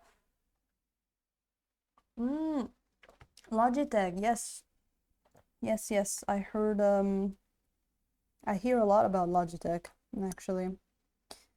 I'm gonna go with a chocolate brownish skin tones on my, ooh, is it like, if it's anything like this one, I painted this one on stream, and she was a lot of fun. We put a lot of colors in her. It was a stream where we painted these 2 girls together, and we used like real life sort of pictures of people to kind of see what colors are in skin. If you can see, we put some greens in there, some reds, purples, and some yellows in other parts. This was a lot of fun. So I don't know if this could be any help for the kind of skin tone you were kind of going, but that sounds pretty cool. Need a better stream cam. Yeah, the focus is a big one. The focus is a big one, Jetrum. If you have access to cheap used DSLR cameras, I would probably go with one of those, but make sure it is one of those cameras that can actually do the streaming, because not all, I got a used one and that one was no good. So I would definitely recommend to check up on that stuff before you get one, if you do. Oh, that was why it was like hero. I see. Well, either way, that sounds pretty good. And all right, let me see. I think it's time to send you guys over to someone else. Who do we have today? Is there anybody you would like to is there anybody you would like me to plop you at? Let me see here. Who do we've got? And Bravcat gonna print that. Actually, now that I'm on the, I might be able to open that link maybe. Oh, Hero Forge. Let me see. You got a 3D printer? Or are you just getting it from them? Oh wow, it's taking forever to load. I'm gonna have to go look at it in a bit. Well, wait, maybe. Well, meanwhile, let me see who we've got. We got Dammit Daniel, Warlander, Orthober Studio we just raided the other day, and so we did Glorious Badger. We got Skitsmix. Oh, we go raid Skitsmix again. She is great. Been printing for a few months now. Ooh, resin? That sounds great. It's sometimes it's a challenge getting printing stuff here in Japan, right? Thank you, Daka. Thank you, Daka and Megan. I'm glad you guys came in. It was great to have you over. Enjoying the output quality. Yeah. Oh, that sounds great. Raven Cat. All right, let me see here. Oh, I was able to open it. That is a cool mod. That's gonna be interesting to print. That's got a lot of details. That's got a lot of details. I was kind of trying to see if there were anybody that I don't know or I haven't rated yet. I'm seeing a Mike Moans, which I've never seen before, and a Hobby Goblin Joe, which I've never seen before. I don't know if anybody knows anybody. Skits Mix. All right, I think we're gonna do Skit Mix today. I always enjoy rating her. So let me see. Haven't had any trouble with getting the stuff. Just trying to figure out the smells. Oh yeah. Yeah, you really gotta Japanese houses too. You really gotta get that you know, air vents going. Anyway, let me get this raid started here. Raid channel, Skits Mix. And we're gonna get started here. Let me open her window. Where'd she go? Oh no. Oh, there she is. Okay. Oh wait, is she done? Starting soon? Wait a minute. Wait a minute. I mean, sorry, I'm speaking Japanese. Is she done? Did she just finish streaming? Oh, thank you, Watergellin. Thank you so much. Thanks, everybody. But wait, I think she's still on here. No, it looks like that's weird. That's very weird. Is she streaming? Yes, okay, that was really weird. Okay, let me restart the raid. I'm sorry. Twitch is twitchy sometimes. Twitch. I'm still streaming? Tell us, wait, what are you? I'm not sure. Let's do this transition to that raid game. Oh no. The Stream Raiders? Oh, come on. I don't like that game. Ah, all right, let me see. Who are we getting this time? Well, instead of Skit Mix, yeah, well, did paint my kill team. Oh, I hope you do. Well, you know what? Since this was the improvisation stream and the going in blind kind of stream, how about we raid someone that I've never heard of? And how about we do just that? Okay, I like this name, Mike Moans. What's he doing? Kid bashing an orc, hot air bow. Okay, that looks good. I'm gonna send you over here because I want to see what this guy's on about. So we're gonna do that, Mike Moans, and we're gonna start that raid. YOLO, right? So yeah, yep, new person, no idea what. Oh no, Orthober Studios raiding. Wait a minute. Okay, we're about to raid someone else. I just started the raid and oh man, is it gone? Orthober Studio, thank you so much. Welcome in. I'm so sorry. I'm just gonna show you what we've been doing. Impeccable timing, right?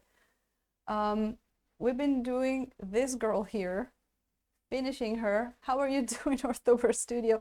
Thank you so much for the raid. If you guys don't mind, I'm just gonna send you right over to this guy Mike Moans that I've never heard about. We were doing this little YOLO thing.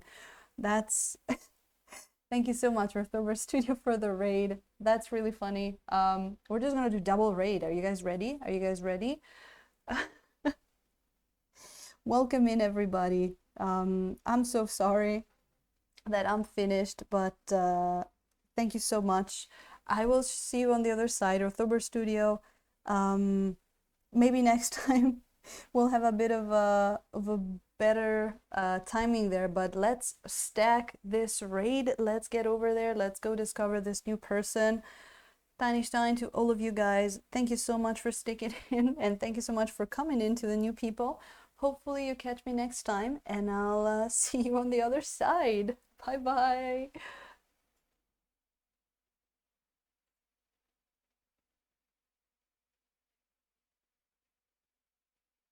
Ooh, there's a cat in there.